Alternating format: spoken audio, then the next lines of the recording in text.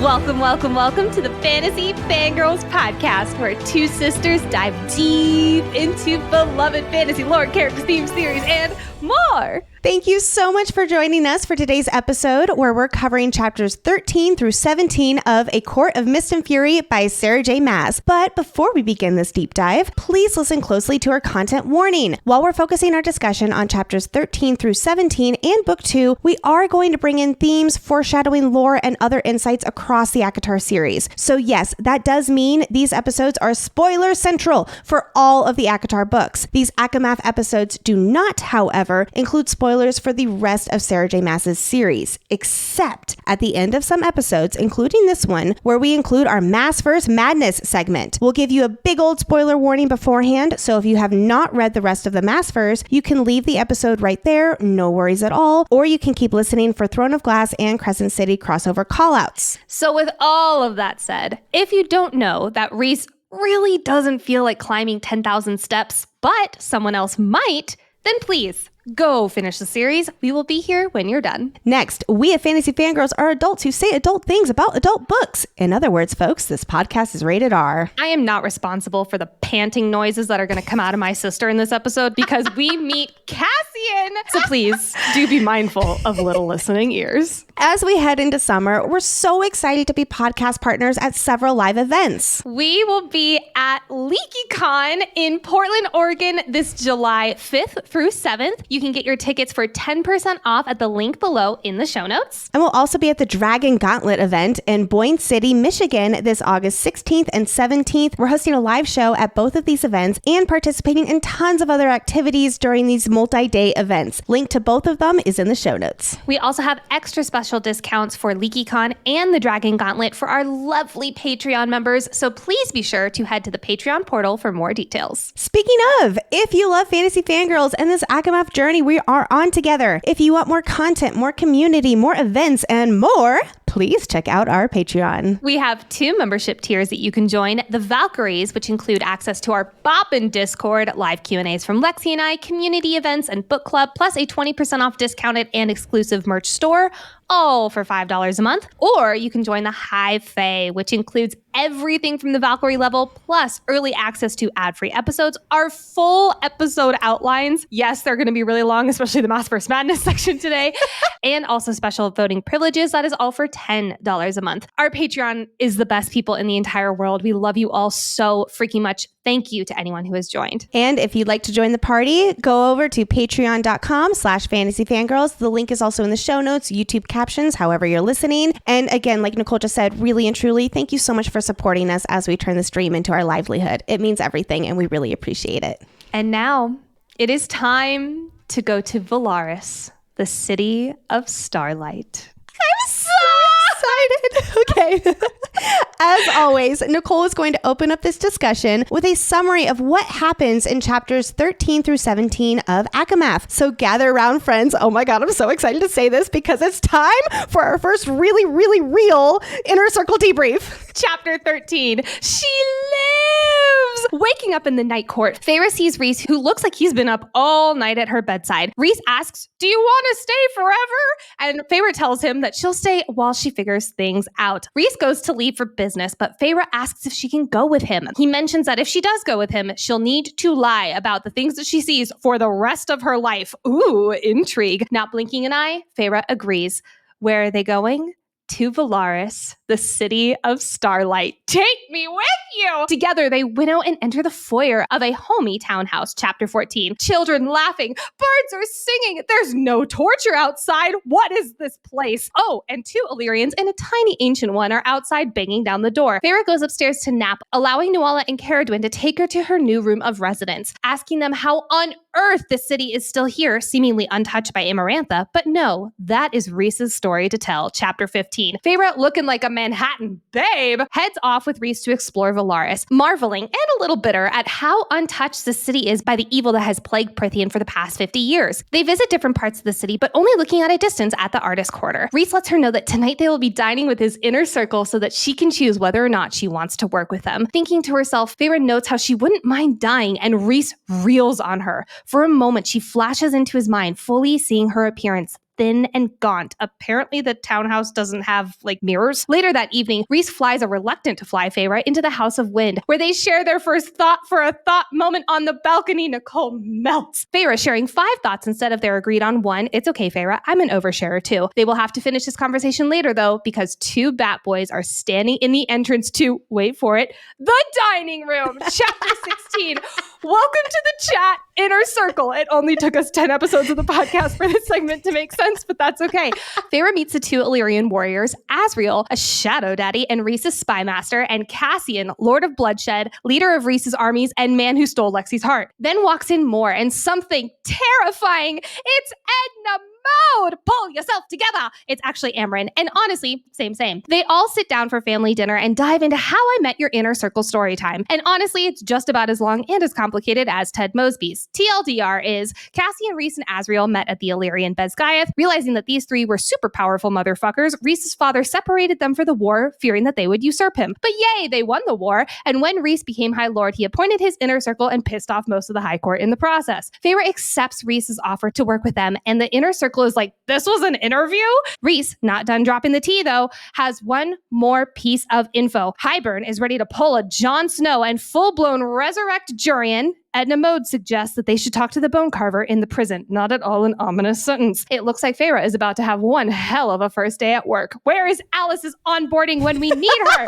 Chapter 17. Later that night, in a dream about Amarantha doing some not-so-kind knife work S&M with Feyre, Rhys shakes her awake and holds her hair back when she pukes. Tamlin, take notes! The next morning, staring at the mountain prison, Feyre is triggered by the idea of going back under a mountain and cannot move forward. True to his promise not to push her to do anything she doesn't want to do, again, Timmy Tam, take notes, Rhys takes her back to the townhouse, where she nippy naps for the rest of the day. Yay, thank you so much for that incredible Inner Circle debrief. While this mountain hike is understandably a lot both physically and emotionally for Feyre, I gotta say, I'm personally very excited for hiking in our Colorado mountains as the weather gets warmer. I also know I need lots of nutritious fuel for all those on-the-go summer activities, which is where Factor comes in to save the day. Factor's fresh, never frozen meals are dietitian approved and ready to eat in just 2 minutes. So no matter how busy you are, you'll always be able to enjoy healthy, great tasty meals that keep you full. I love Factor because it makes it so easy to start a new healthy routine. I just pop my Factor meal into the microwave and I'm literally ready to go. With 35 different meal options and more than 60 add-ons to choose from every week, you'll always have new flavors to try. And listen, we've all had the frozen meals that are, quite frankly, not the best. But with Factor, you get to treat yourself to fresh,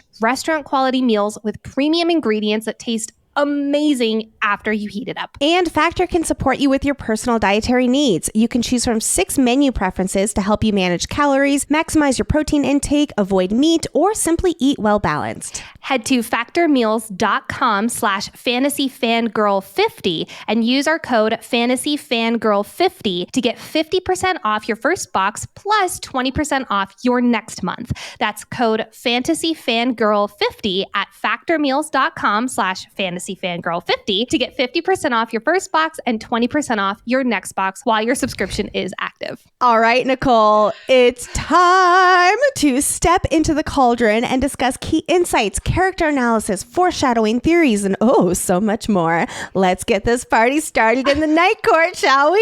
So happy. Well, hold on though, because we can soon start the party. Because understandably, right now, Feyre is not doing so hot. When she wakes up in the Moonstone Palace, a very tired and worried Rhys explains what happened. She had indeed been screaming. Now, is he referring to her screaming in her sleep or screaming in the manor? If it is in her sleep, can you just imagine being Rhys for a second? Like, no wonder he looks like he had a rough night.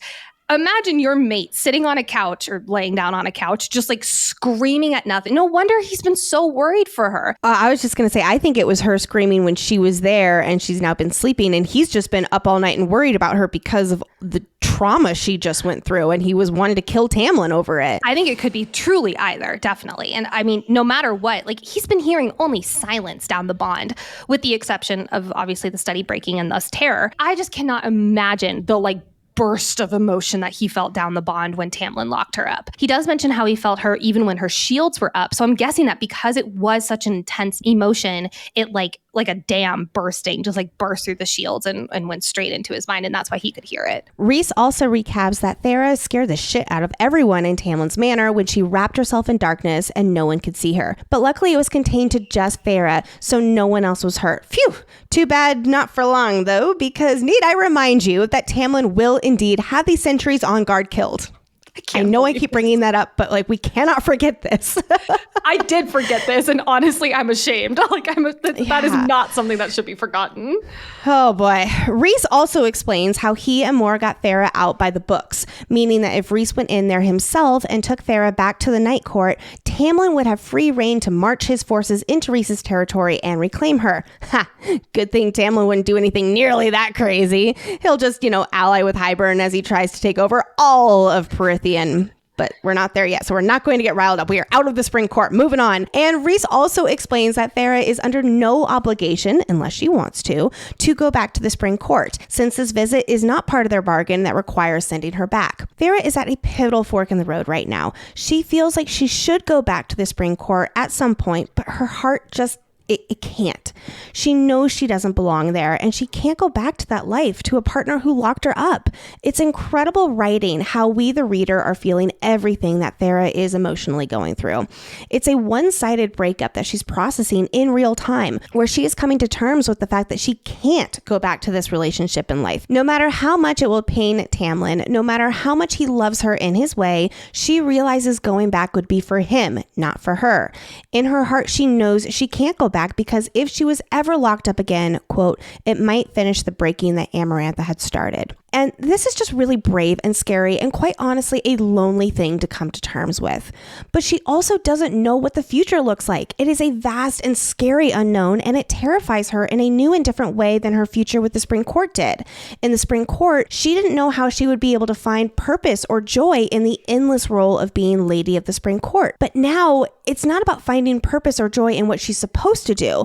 It's now her future is a complete blank slate, and that is what is so scary. She even goes as far to internally consider going back to being a beggar on the streets. The fact that this is what came to her mind just goes back to the familiar. It's not the comfortable, but it's something that she knows. It's the devil she knows, basically. But it's important to note that she's looking at being a beggar before going back to even considering going back to the Spring Court. I actually missed that on all of my rereads, and in fact, even on the deep dive. But then I remembered back, she was like, well, I don't have any money, so I don't have anywhere to go. She essentially wasn't expecting Rhys just to take her in. She was definitely not wanting that charity from him. And so she was automatically going to her own alternative that she knows. She said, I've been a beggar before. And just the thought of going back to that was like, oh my God, no, I can't do that. But again, it's the fact that that is something she considered before going back to the Spring Court really shows you how low on the list going back to the Spring Court would be. Well, and that's where Rhys steps in to help her out, understanding how much of an independent spirit she is. He says, work for me. She's not a charity case. He's not pitying her. He needs her services and skills, and hey, it pays pretty well. And now we reach another pivotal moment where Thera not only sees the fork in the road, but has to make a step in her chosen direction. Because when Rhys says that he'll be back at the end of the week, Thera realizes she can't be alone in her thoughts anymore and says, quote, take me with you. It's not a question or an attempt to push back like it always was with Tamlin. I love that. And I will say she is still saying please. She says please pretty quickly, actually. There is this absolute urgency in what she is saying to Rhys of like, please take me with you. And the deep need to do something is conveyed in just that one word. But while it did not work with Tamlin, it definitely does work here with Rhys. It's also the first time she's really reached first for a connection with Rhys. She'd rather be doing something with him than nothing on her own. And even though her subconscious definitely trusts him more than she actively will let herself think of, that is a really big deal for her. Yeah.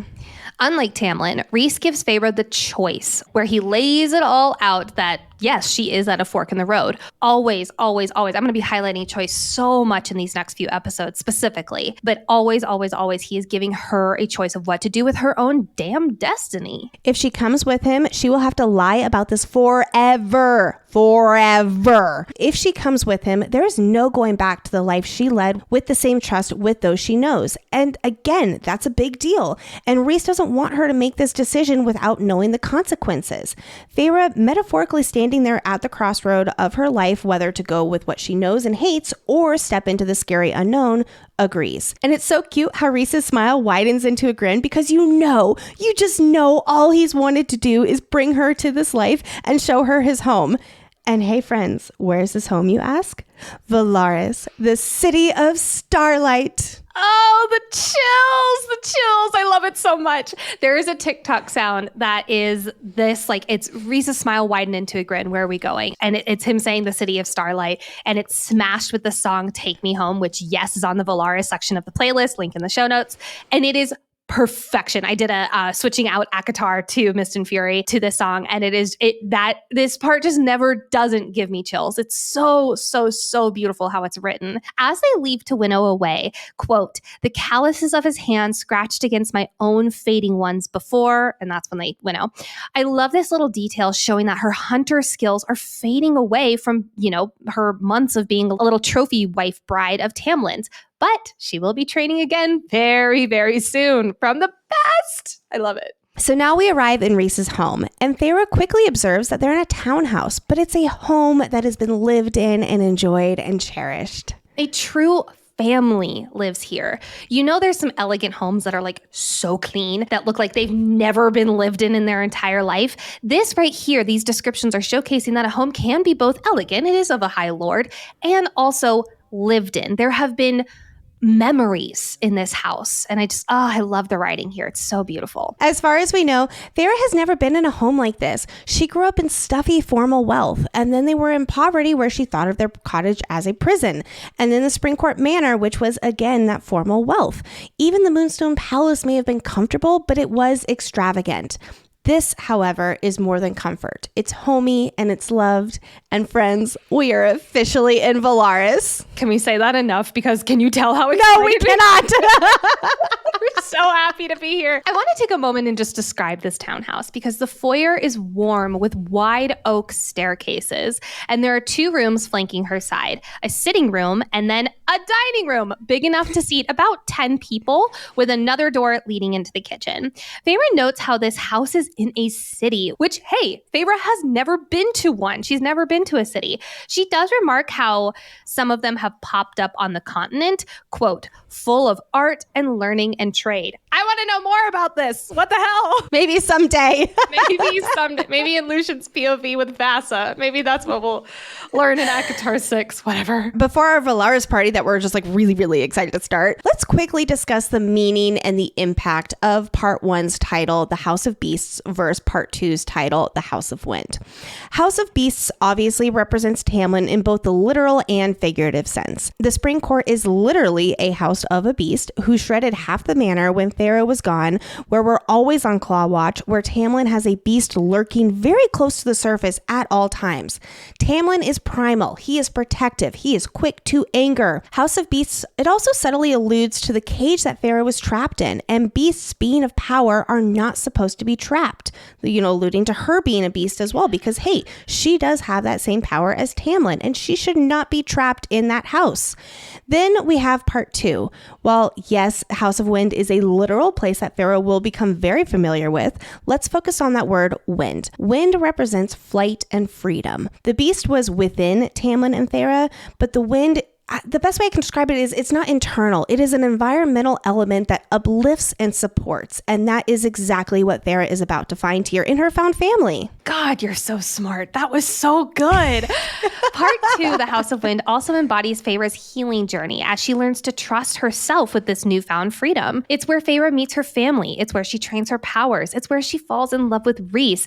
And with all of the aid of that, she truly begins to heal. But you know what else happens physically at the House of Wind? Starfall, which is where Feyre officially falls in love with Rhys.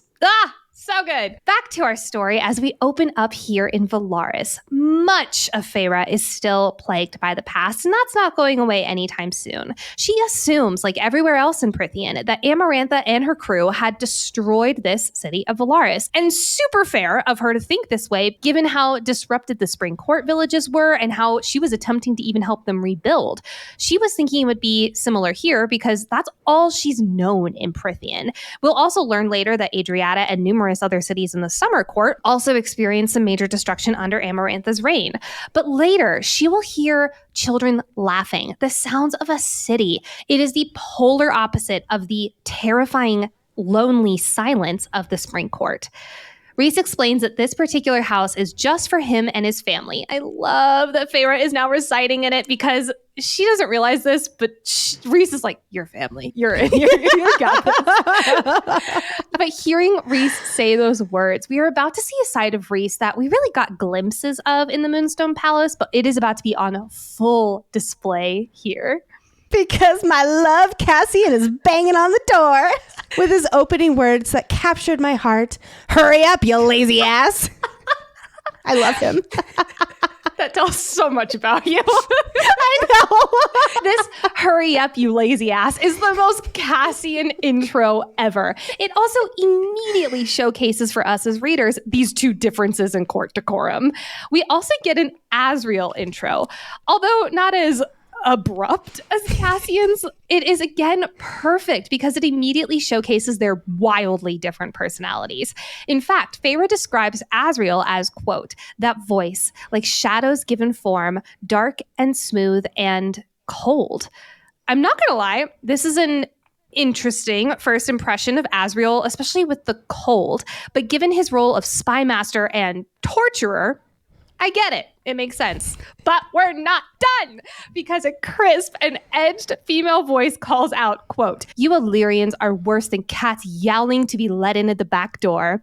Look, Rhys has some of my favorite dialogue in this entire book, but honestly, during this deep dive, I'm realizing that Amren might be up there with the one-liners. You know, I'm just going to bask in all of Cassian's dialogue too. You know, this reminds me of how our favorite moments section was practically all dialogue from our favorite characters throughout our Empyrean coverage. Now it's like Amren is Taryn and Cassian is Riddick. Yes!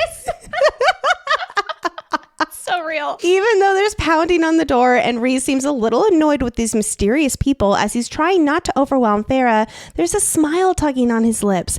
Even if the dialogue says otherwise, Rhys's body language lightens and his eyes sparkle as we get this glimpse into his inner circle and his relationship with them. Even though Fae-vorite does not formally meet them here, this is the first time she's getting a semi-glimpse into the brothers, and it makes Rhys happy.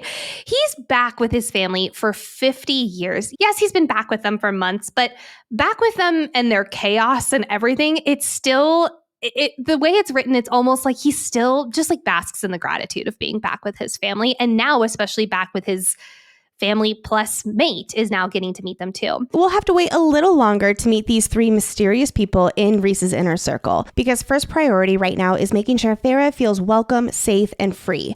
Rhys says, go where you wish, do what you wish, and see who you wish. Such a huge difference from the Spring Court. Although I do have to point out, Tamlin said something similar when Farah first arrived in the Spring Court because he was sensitive to the idea of human slavery. But I will argue that he said it because he didn't care about her at the time, or more likely he said it as a bluff because of course this human girl wasn't going to go anywhere else in Prythian. Rhys is just trying not to be giddy that his mate, again, she doesn't obviously know she's his mate, but he's so giddy that his mate realized what a controlling dick her fiance was, and she's now in his home in Velaris, and she's going to meet his family. All I can picture is him thinking to himself, okay, be cool, be cool, be cool, be cool. This is actually happening. Oh my God. I'm going to have more to say on that in a second. So good. Yes, Fae-vorite is exhausted and going through a breakup. So she says to let her know when they're gone. And quote, that joy dimmed and Rhys looked like he might say something else.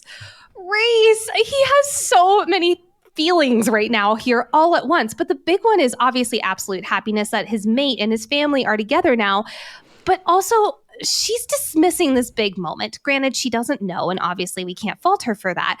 But I do think it makes him a little sad, and that just breaks my heart. But I wonder, in that moment, it says, like, he might say something else. What do you think he was going to tell her? I kind of figured he was going to try to convince her to meet them, but then he realized, wait, I have to be patient. Like, I have to listen to what I told her myself, you know, where it's like, nope, choice. That, of course, it will happen soon enough. I think that's brilliant. Yep. Quick thing to note, I think when Amren says, you and I have matters to discuss, and he responds with, as do I, he needs to talk to Amren about taking Feyre from Tamlin and the potential repercussions. Because like I mentioned last episode, when they do talk about this incident, she'll recommend Feyre makes it clear they're mates, and that'll stop Tamlin from going to war with them. To be clear, she does not know that they are mates yet. She will realize that they're mates at the dinner later that night. So this is more her and Rhys needing to talk about, making sure that Tamlin doesn't storm the Night Court and lose terribly. Or it could be just other High Lord-ish. We do need to remember that not long ago, Césaire was attacked. That is a big deal. So they could be cleaning up the mess of that. That's very true. That was I guess a month or so ago, 6 weeks ago at this point. Really? Yeah, was it that long? But I mean, there's plenty of other things that they could absolutely need to talk about. But I could definitely see Rhys being like, hey, Amren, I did something. Yeah. But again, we see such a stark difference between the Inner Circle, even before Feyre meets them, to Tamlin and his court, including Lucien. They're calling each other names. They're joking with each other, asking for food. And even when Amren snarls, she does it half-heartedly. Rhys even grumbles at them. Pause, because I do want to talk about the food here for a second. The fact that the food is the top priority of the Inner Circle is where immediately they stole my heart. Cassian says, quote, feed us, period. He goes on to say, someone told me there'd be breakfast. Literally, Cassian is Joey from Friends. Yes, he is. He totally is. And then when Amren calls him pathetic, Moore says, quote, we all know that's true. But is there food? Everything about this dialogue is screaming family, family, family. And then as Nuala confirms, Rhysand does keep things casual. I remember on my first read, I was so intrigued by this new dynamic and seeing Rhys like this. I was curious to meet these new characters that brought a lighthearted, almost silly vibe to this kind of dark story so far. And oh my goodness, they will not disappoint. Well, and speaking of, this is such a tone shift for us as readers. Going back to even the opening lines of ACOTAR, they're so lyrical and they're very serious. There's an air now of lightness and love, just undying, unconditional love for these people, for one another, pouring from these pages. I do want to speculate here for a second, because we can assume that downstairs Rhys is having a conversation with this Inner Circle and making plans for dinner tonight. But can you imagine their faces as he's like, yeah, she left the spring court. She's here. Guys, she's upstairs right now. Be cool. Be cool. I can absolutely picture this entire conversation. Rhys laying out the rules for tonight. No fighting. Please behave, but still be yourselves. And them pushing back and being all like, you worry too much. Of course we'll behave. We always behave. There is such a stark difference between the lightness and the family who are so comfortable being themselves downstairs, and Feyre, who is basically a shadow of herself upstairs preparing for a nap. And she's asking Nuala and Caradwyn questions basically just to appear like she's caring for her own well-being. Feyre will drift off to sleep thinking, quote, maybe Amarantha had won after all. But the joy of downstairs is showcasing just how much Amarantha truly lost, when Feyre upstairs is feeling the weight of these life-altering decisions. But Lexi, it is time for Plant Watch. Feyre looks out the window to see cypress trees in the townhouse garden. A cypress tree symbolizes longevity, endurance, and mourning. No, I did not make this up. Unlike some people last episode, this is canon. I don't know who would do such a thing. Oh my God. Anyway, as Feyre is drifting off to sleep, she thinks, quote, maybe never returning might be a fitting punishment for Tamlin. I love this bit of vengeful Feyre. Hello, that little Slytherin starting to emerge again. It reminds me of her in chapter 4 of ACOTAR, where a small part of her is smug that now her family will know just how vital she was to their survival. And also, I just have to say, same Feyre, I think never returning to the Spring Court will also be the most fitting punishment for Tamlin. Until, he ups the ante at the end of this book, because boy, oh boy, will she really punish him at the beginning of ACOWAR. I cannot wait to discuss everything from that section. Oh my God.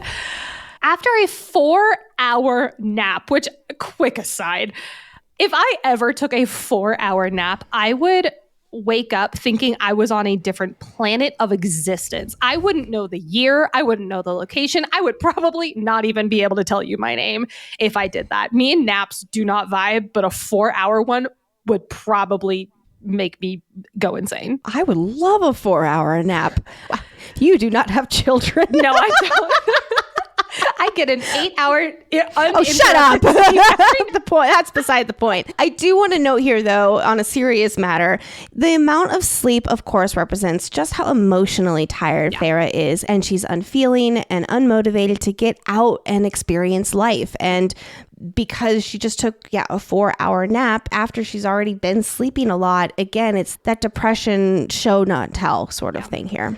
After Feyre's coma, she and Rhys are ready to walk the town.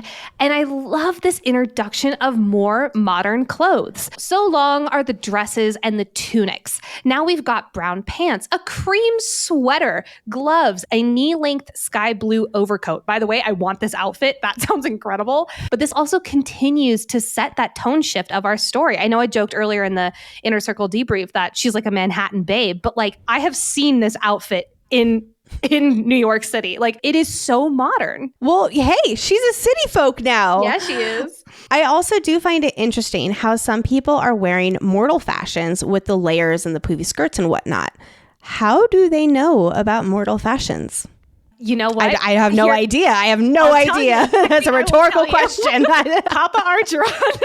I knew that's what you're going to say. And all of his little minions come to trade in Velaris, and they tell They have about not in the last 50 years, though, but think about it. You didn't do it later.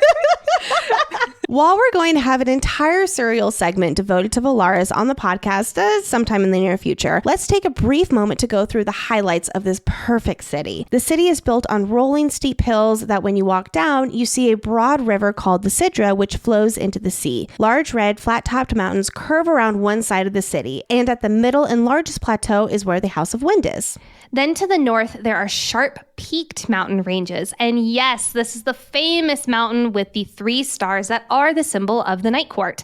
They are described as, quote, sleeping giants, somehow alive, awake. More on these mountains in today's Maasverse Madness. There are also 4 main market squares called palaces in Velaris. We learn about 3 of them here. There's a Palace of Thread and Jewels, which sells clothes, jewelry, shoes, etc. Then we have the Palace of Bone and Salt and the Palace of Hoof and Leaf, located on opposite sides of the Sidra River. These 2 palaces are basically the grocery stores of Velaris, selling meats, produce, confections, and spices. Here we go, because welcome back to Nicole's Spice Watch. In case you're new here, I have a complete crack theory about Papa Archeron. I think that Papa Archeron's ancestors regularly traded with Prithians, specifically Velaris, by getting spices from Velaris to sell on the continent. Maybe perhaps Scathia, which we learn in chapter 33 of ACOMAF, lies along the wall to the east and is the smallest among the human queen's realms. But, quote, it is rich in trade and arms. This is the realm that Vasa rules over, which, yes, you guessed it, is the queen that Papa Archeron rolls into battle with. Now, recently, I learned about the huge wrench that threw itself into my spices theory, which was that Papa Archeron was the one himself trading with Velaris. But we learned during Amarantha's reign, all trade was halted in Velaris and all traders became farmers instead. Now, what if I have a new level to my theory, Lexi? Oh boy. What if this is why business went under and they went into debt? Because their number one moneymaker was Velaris. Think about it. There's 2 palaces selling spices. They have a lot of income coming from these 2 palaces. Their number one moneymaker was Velaris, and suddenly 50 years ago, that was off the table. New headcanon. So 3 generations of debt would equal out to 50 years, which is certainly possible. That is assuming great-grandpa Archeron or Grandpa Archeron didn't live very long. And again, that is absolutely possible. I never, ever thought about that. I'm going to take more. I'm going to go farther. Oh, goodness. During Feyre's time in the Palace of Bone and Salt, which is the only grocery store palace they visit today, quote, the Palace of Bone and Salt was one of the twin squares, one on this side of the river, the other one, the Palace of Hoof and Leaf, across it, both crammed with vendors selling meat, produce, prepared foods, livestock, confections, spices, so many spices, scents, familiar and forgotten from those precious years when I had known the comfort of an invincible father and bottomless wealth. Since so familiar and forgotten, Papa Archeron, his family traded with Velaris. That is why the ships are in the bay. Those are where Papa Archeron's ancestors' ships would dock and trade with these two palaces. Also, highlighting again that there are two palaces. No wonder the Archeron family was rich beyond motherfucking belief. Feyre also mentions that these were some of the happiest times in her father's office, leading to some of her happiest memories. It would not be out of the question that these spices from Prythian, a place where she comes to be in her own, she literally comes to rule over the Night Court, would be matched with some of the happiest memories from her childhood. Spice Watch. I love you so much. I'm going to take that as your version of today's That's a Fun Theory, Nicole. I really do agree. I am agreeing with you here. Like your enthusiasm for Papa Archeron and his spices is the same as me and Papa Sorengale and his research. I think you're scarred from another time I was very enthusiastic about a theory. That is all I will say about that. Yes, indeed. Back to Velaris. In addition to the 4 palaces, there's a quarter of the city called the Rainbow of Velaris. This is where the artists dwell and bright, beautiful murals cover the building. There's a place in Denver called Rhino, and it stands for River North because everywhere in Denver shortens to 4 letters, and I don't know why. But it reminds me of Rhino, where everything is covered in these beautiful, colorful murals. The performing artists, however, reside on the hill across the Sidra, where there are 5 notable theaters. We love a city that appreciates their artists. Can we just pause for a second? Because it's like we do know that Velaris is a big city, but when you start explaining all of, the 4 different big palaces, the 5 notable theaters, like this place is absolutely massive. Feyre also notices in the city, specifically the Rainbow of Velaris, that there's more equality among fairy species. No one thinks twice about some of the different looking fairies, and everyone is just enjoying the city and living their best lives. This is quite progressive, and we'll also learn that Tarquin wants the same thing for the Summer Court. Tarquin would love it here. He would absolutely love Velaris. He would petition to have a home here. He would petition to have a apartment on the Sidra. He would thrive. Now, if you're like us and you're desperately wanting to visit Velaris in real life, apparently Zermatt, Switzerland, and I apologize if I'm pronouncing that incorrectly, is quite close. And Google it. If you do not believe me, it is very impressive. I took your advice and I Googled it, and oh my God, everyone, we need to plan a trip here right now. Fantasy Fangirls vacation to Zermatt, Switzerland. Anybody? Oh my gosh. Yes. We don't have enough going on right now. Let's be honest, though. Feyre, and therefore us readers, start with some skepticism about this perfect city of starlight. And hey, sometimes skepticism is quite a good thing. For instance, if you can spot a too good to be true health hack from a mile away and you read labels like it's your job, congratulations, you're a skeptic like me. And Ritual knows that every good skeptic deserves a multivitamin that exceeds your standards. Their clinically backed Essential for Women 18 Plus multivitamin has high quality, traceable key ingredients in clean, bioavailable forms. I am hopeless and my tummy hurts when it comes to taking a small wellness store aisle worth of pills in the morning in order to feel like I'm putting the good stuff in my body, which is why I love Ritual. I just take my Ritual multivitamin with 9 key nutrients in 2 delayed release capsules per day, and then I'm done. And you can have peace of mind knowing that Ritual's Essential for Women is USP certified. Only about 1% of supplement brands on the market have the USP verified mark, which shows the products contain the ingredients actually listed on the label. Wow. Go figure. Ritual's multivitamins are vegan, non-GMO project certified, gluten and major allergen free, certified B Corp, and made traceable.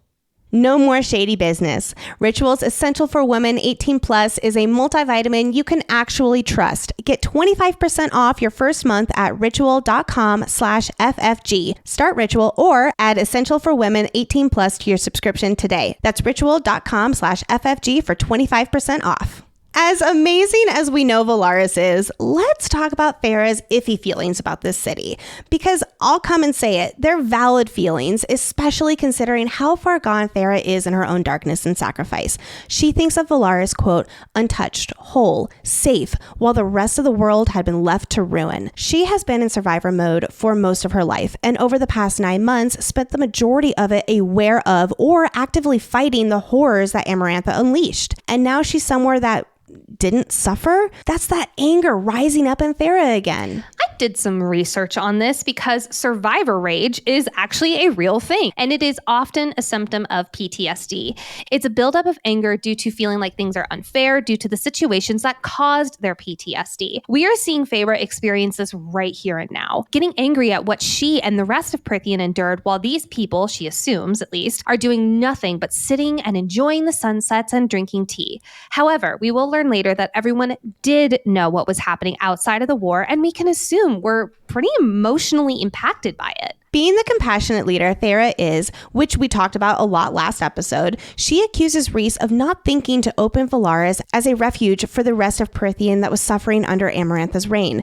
And honestly, Rhys isn't going to take that kind of accusation. He defends himself, saying that he had to make some very hard choices very quickly. And so then she follows it up with, quote, I'm assuming you won't tell me about it. This is now her default expectation when she's trying to glean information that she wants to know. And understandably, after all those closed door meetings and straight up, no, I'm not going to tell you this, when she did dare try to ask in the spring court.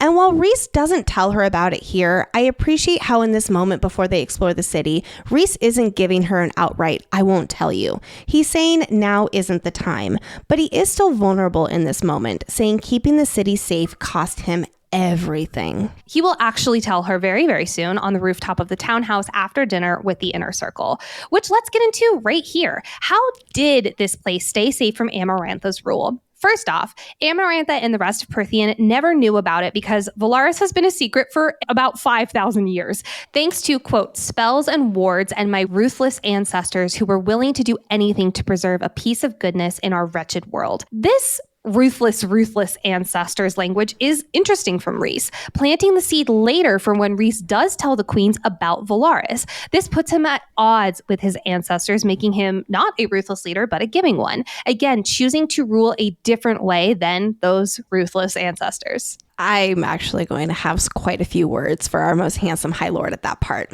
I have feelings about how he told the mortal queens about Velaris. I think this might be one of the first times in ACOTAR we are in disagreement. We've been far too kind to each other during these 10 episodes versus our full-blown rage bets in Imperium. I was getting too cordial with us. I'm excited. Oh man, well we're not there yet. So oh my gosh. Back to how Rhys was able to keep this place hidden from Amarantha. The night that she basically poisoned the High Lord's wine and stole the majority of their powers, Rhys used those precious seconds to do the following. 1, wipe the minds of every Night Court citizen she captured and anyone else who was around and knew about Velaris and also knew about the Inner Circle. He, in this moment, made a web that he controlled of their minds for 50 years. Yes, this is even with his diminished powers. 2, he spoke mind to mind with his Inner Circle, telling them what was going on and to rule in his stead. 3, he only had enough power left to shield one city, making it so that everyone and anyone who would come near would only see barren rock and find themselves deciding to go elsewhere. Rhys intentionally chose to hide the one city that was already kept secret from history. That word chose here is extremely important. Rhys is all about giving Feyre choice after choice, even if he does not agree with her choices. This is him taking ownership of his own choices and actions. Unlike someone who does not like to take much responsibility for his own actions/choices. These 3 things obviously used much of his powers. And then with his scraps of powers left, he was controlling the minds of other people and keeping the shields up for 50 years. So all he was left with was one idea, and that was to keep Amarantha distracted and from asking questions by being her whore. This is so sadly in character for Rhys, who will break himself apart over and over again in order to protect those he loves. Feyre also is a bit apprehensive of the city, worrying about people falling to their knees and weeping about Feyre Cursebreaker, or even gawking at her as she walks down the street. Of course she thinks this. She was in the spring court, and all the time, including the tithe, people would literally drop to their knees and weep at her feet, to the point that Ianthe had to step in and console them. In my opinion, it was her taking the spotlight, but that's okay. People would also be approaching her and thanking her for what she did under the mountain during the parties. And it made her so uncomfortable because she didn't feel like she deserved any of it. And it only amplified her feelings of despair and self-loathing, which again is why I love how in Velaris, she's free from all of that too. So she can figure out who she is instead of what everyone else wants her to be. We can assume that people in Velaris do know, or at least assume who she is. But I love that they're both treating her and Rhysand like totally normal people. Most are respecting their privacy, allowing them to just be who they are and walk about the town. Some, however, are approaching Rhysand, but they're welcoming him back. It's a kind gesture rather than a fanning one, right? I also want to do a quick 3 cheers for Rhysand, who knows each of these citizens by name. What a goat. Velaris reminds me of like LA, where in LA, like the actors and the celebrities are just kind of like walking around like they just live there too. And you don't just go up to them and fangirl over them, you know, in the same way that you would in another area. We've heard Rhys talk about how much he cares for his territory, but Farah and of course now us readers are seeing that in real time. He doesn't just care for his territory. He loves and cares and cherishes his people. Every single one of them in the Court of Dreams, not the Court of Nightmares. Farah even makes a comparison to how these people treat Rhys versus how he was treated under the mountain. It's a complete 180, and even after getting a taste of this different Rhys in the Moonstone Palace, this is him in an entirely new and incomprehensible light. When Farah gets more riled up and angry about how peaceful these people's lives are and how unfair it is compared to what she went through, Rhys defends his people, saying that they're blameless. That easily, Farah's rage vanishes, realizing that yes, these people are blameless. She logically knows this, again, going back to her compassionate nature where she just wants people to experience this level of safety and well-being.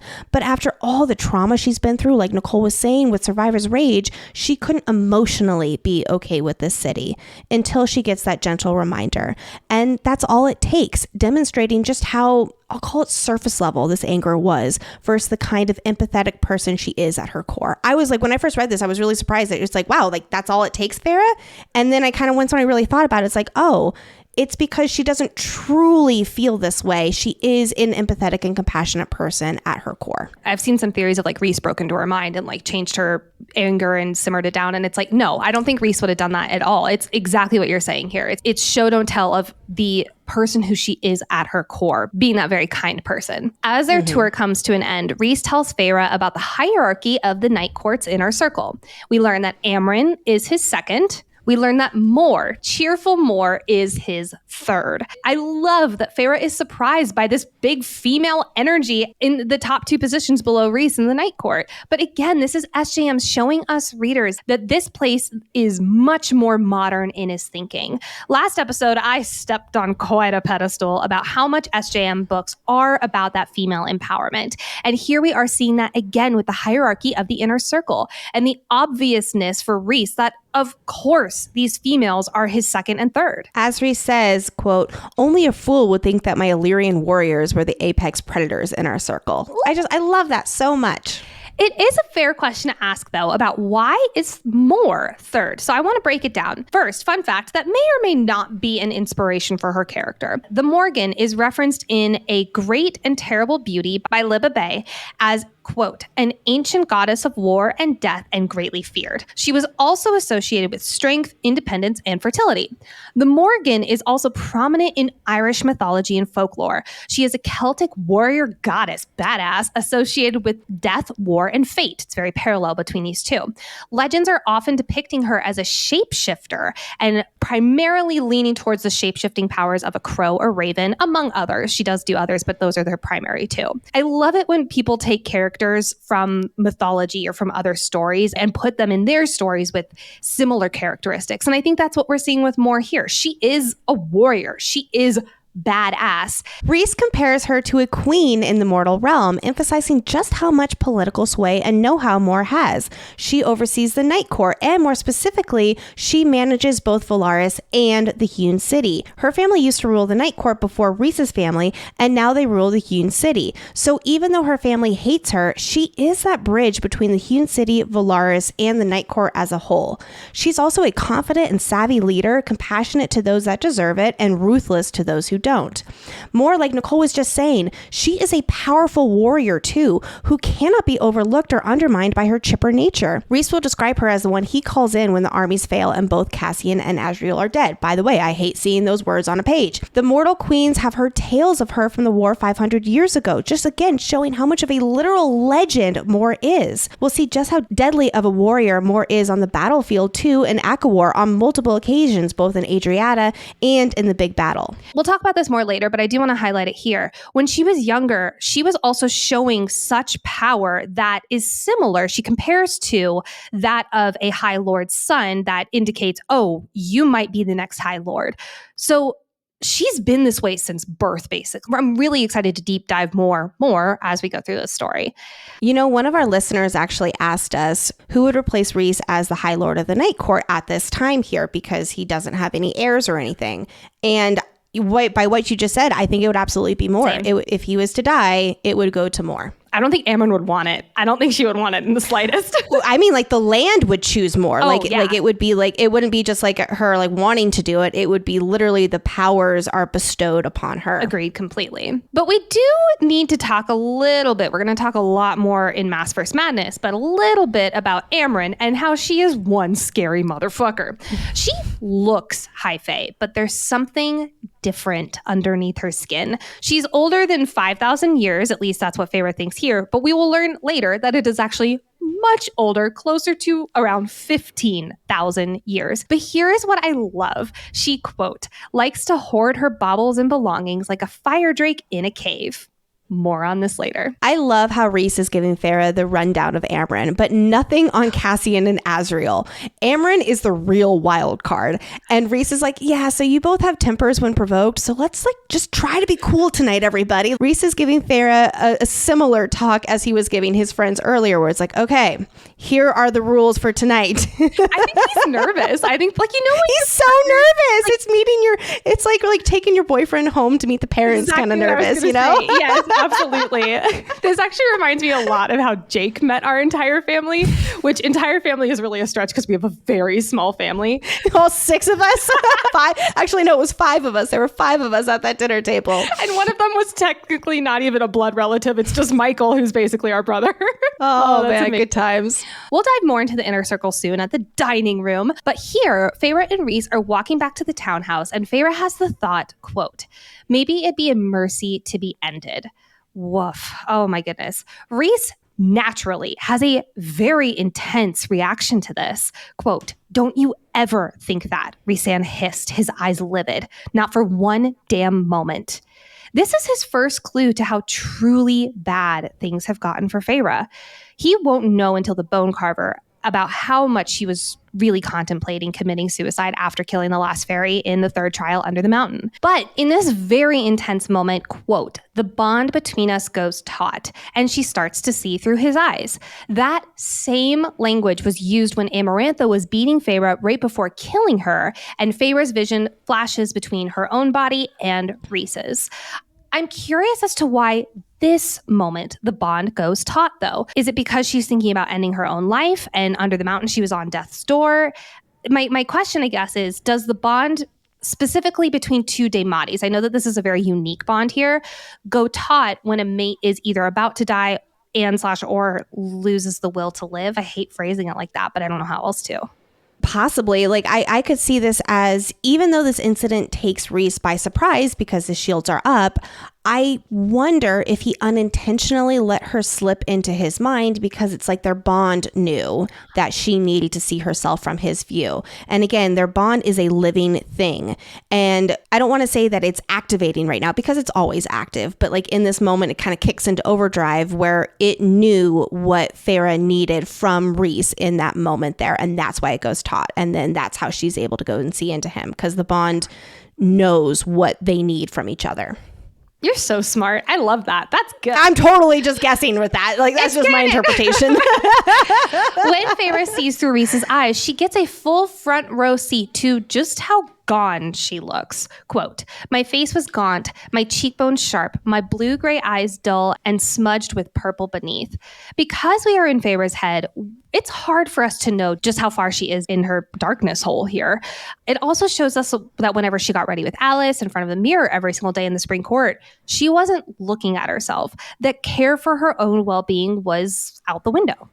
Well, and even at the beginning of this episode, you made a comment about how like maybe there's no mirrors in the townhouse, and right here too, how she's not looking at herself. And I think that when we're saying looking at herself in the mirror, there's a difference between seeing herself and truly observing herself.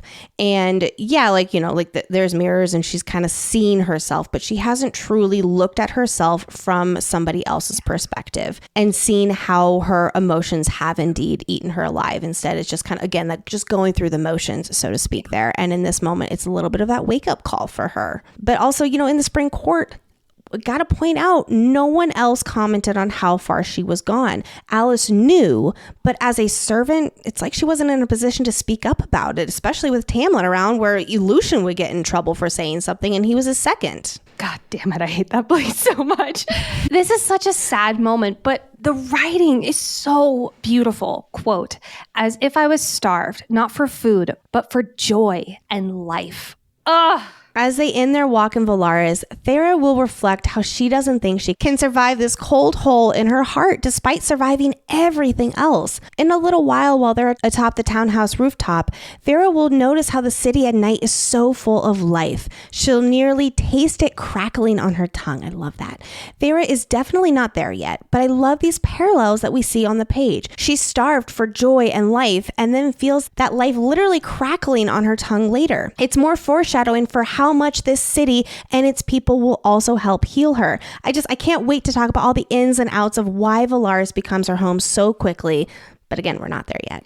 Back to this moment following Feyre slipping into Rhys's mind. Rhys, learning that she has these powers from him, finally gives a name for it. Daemati. At last, a word to call it. I love that he uses the same wording walking from one room to another, just like she did with when she walked from one mind to another with Lucian. I loved that so much, how their descriptions for it mirror each other. Like so much else, it shows just how similar and connected these two are. More on Daemati in Maasverse Madness today. Can you tell that it's going to be a long Maasverse Madness, friends? But learning the name of this power does nothing to raise Feyre's spirits. Quote, "Yet another damned title for people to whisper as I passed." She just learned that she has the power of mind control. And she's like, what a burden. Maybe that says more about me than about her, but that's fine. This is also a very pessimistic way of thinking, and honestly for very fair reasons. Last book we talked about how Feyre was a realist in her survival mode, but quote, "Even in the years I had been one bad week from starvation, that part of me had been full of color, of light." She then turned into very much an optimist in falling in love with Tamlin in the spring court. And now she has completely swung in the opposite direction as a pessimist with no thought of color or life. We will be tracking this line of thinking, though. Rhys does warn Feyre about how much more important it is now for her to always keep her shields up. Other Daemati exist and no one else can learn about the city. In fact, he's like, others would find you a highly valuable source of information. We already saw just how true this is from the way Tamlin leveraged Feyre's direct access into the mysterious night court, and that was with her knowing nothing. And while I do not condone him frequently reading her mind, the way he calls her out on it is to emphasize just how important it is for her to keep those shields up. He's always in teacher mode, even if Feyre doesn't like it. He taught her the skill to keep him out. Now it's up to her to train and use it. Make that shield constant. I bet this is a pretty standard shielding, especially against Daemati, teaching method, to be honest. No better motivator to get better at shielding than to shut out your teacher reading your mind.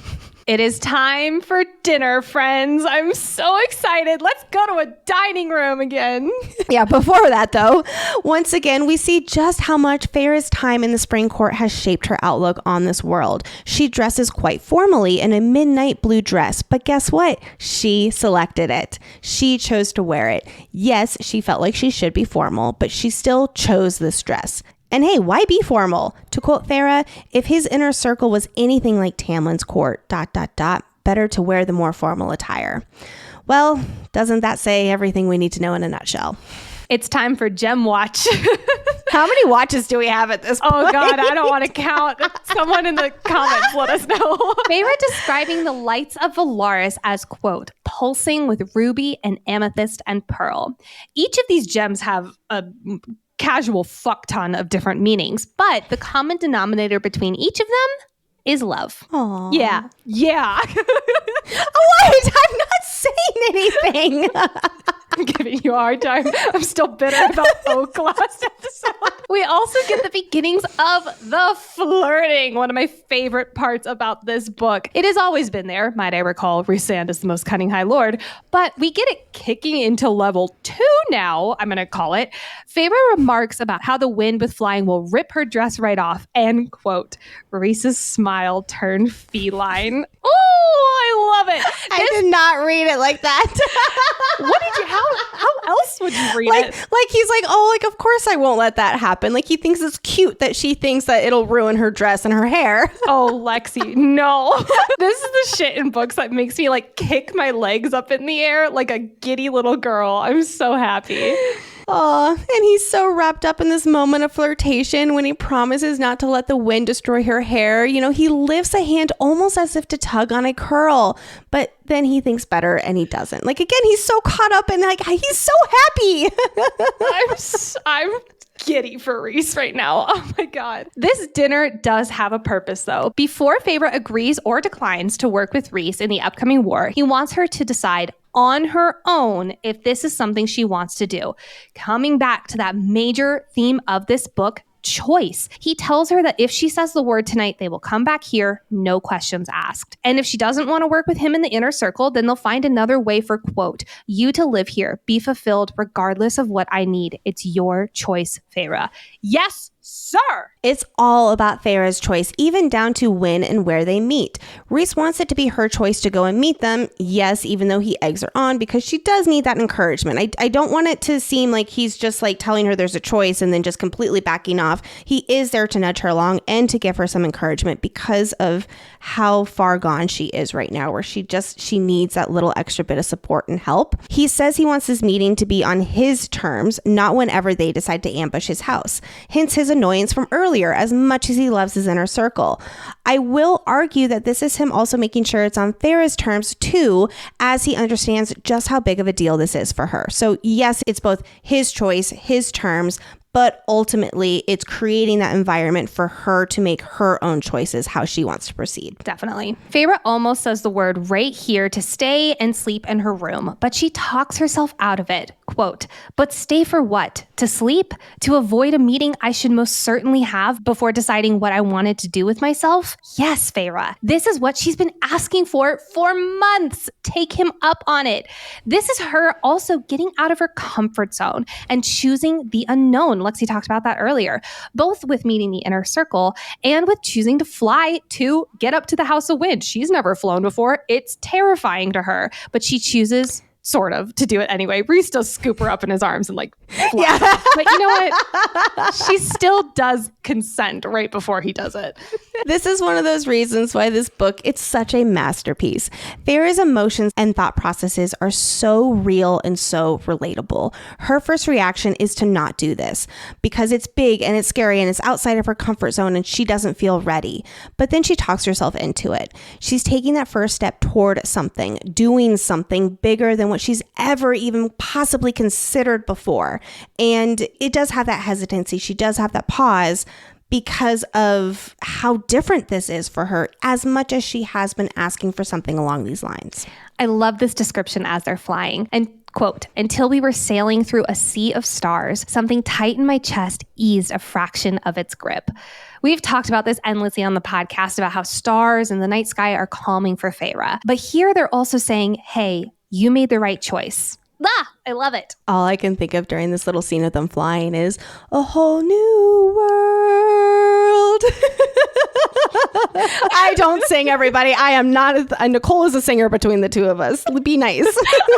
Side note, when I was in college, Lexi was visiting me one time and her and I might have had a little bit to drink.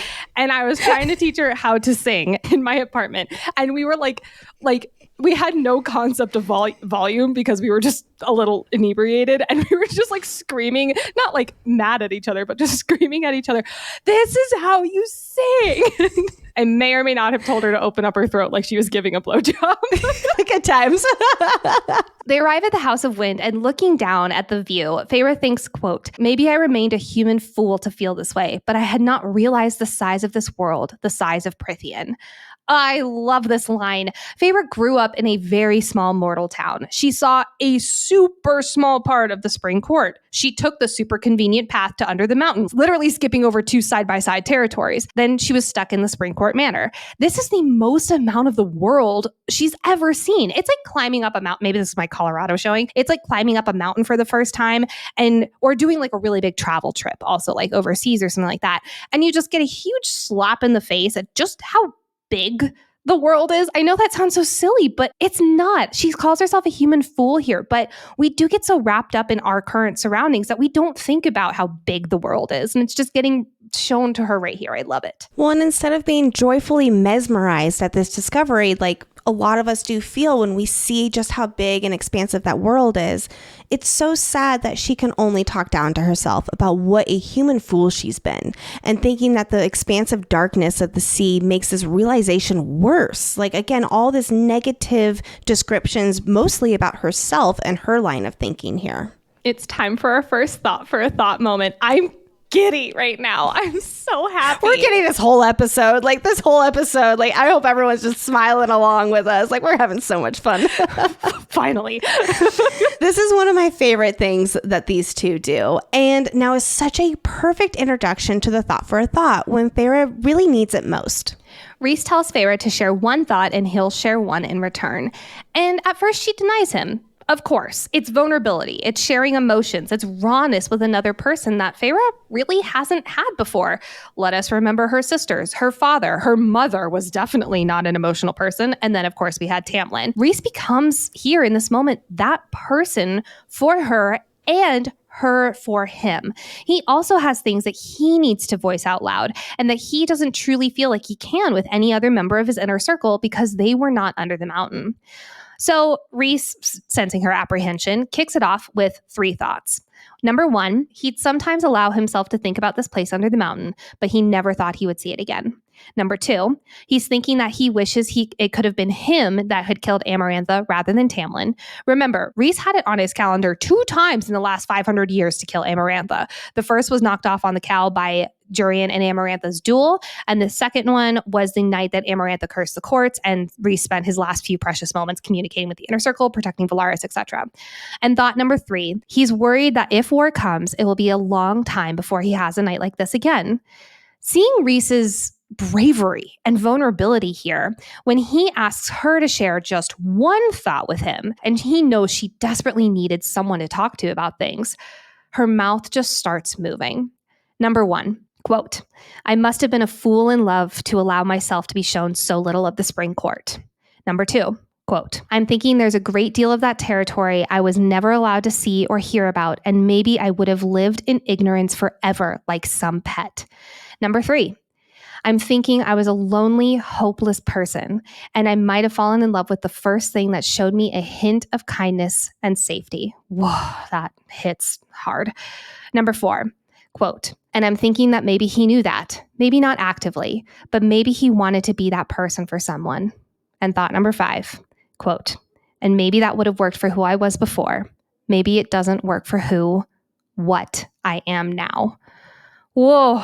Can we just take a moment and huzzah Feyre for what she just shared. Wow. During this deep dive, Nicole and I have talked about all these points extensively, but there is something so pure, so vulnerable, so appreciative when you hear Feyre come to the clear realization herself. I also want to point out she's been gone for a day. One day. It would have taken someone a long time to realize this after leaving a relationship, let alone a relationship where she was gaslit, manipulated, and abused. I'm so proud of her. I am too. And while she still has a long ways to go in gaining her self-confidence back and detangling how much the Spring Court did gaslight her, there is such self-awareness here as she reflects on her situation. That self-awareness is why she is the kind of person who can look in the Ouroboros mirror and live to tell the tale. And paint the tale, really, also, and give it to her mate as a gift. But we'll talk about that later. I do want to discuss the what I am now. She, speaking of the Ouroboros, she views herself as a monster. Even though she is finally voicing out loud her true feelings, she believes that she is ungrateful, and she starts internally shaming herself for thinking these things about Tamlin, who, yes, did save her and her family from poverty. But at what cost in the end? And even here, she recognizes that Tamlin's behavior was toxic, and yet she is still blaming herself for being selfish and leaving. Side note, Feyre and my therapist would get along great. I think these are feelings that a lot of us can resonate with because Tamlin, again, is not an innately bad person. He is deeply flawed, yes, but he wants to be good. He tries to be the knight in shining armor. And because he isn't a straight up villain, it's so hard for Feyre to accept her own negative feelings about him.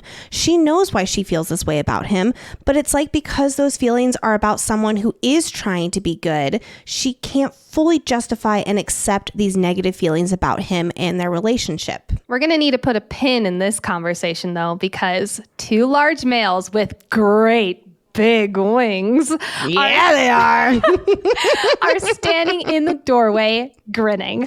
Not only is this, I just got chills, not only is this one of my favorite chapter enders of the book, but Cassian and Asriel, they are literally watching his brother fall in love. My heart! Let's do this. I'm so excited. We officially meet the two boys who were outside of the townhouse earlier that day. I want to first talk about Cassian's welcoming attitude to Feyre. His opening line to her is, quote, "Come on, Feyre, we don't bite unless you ask us to." Oh, Cassian, I'd ask you to. Oh my God.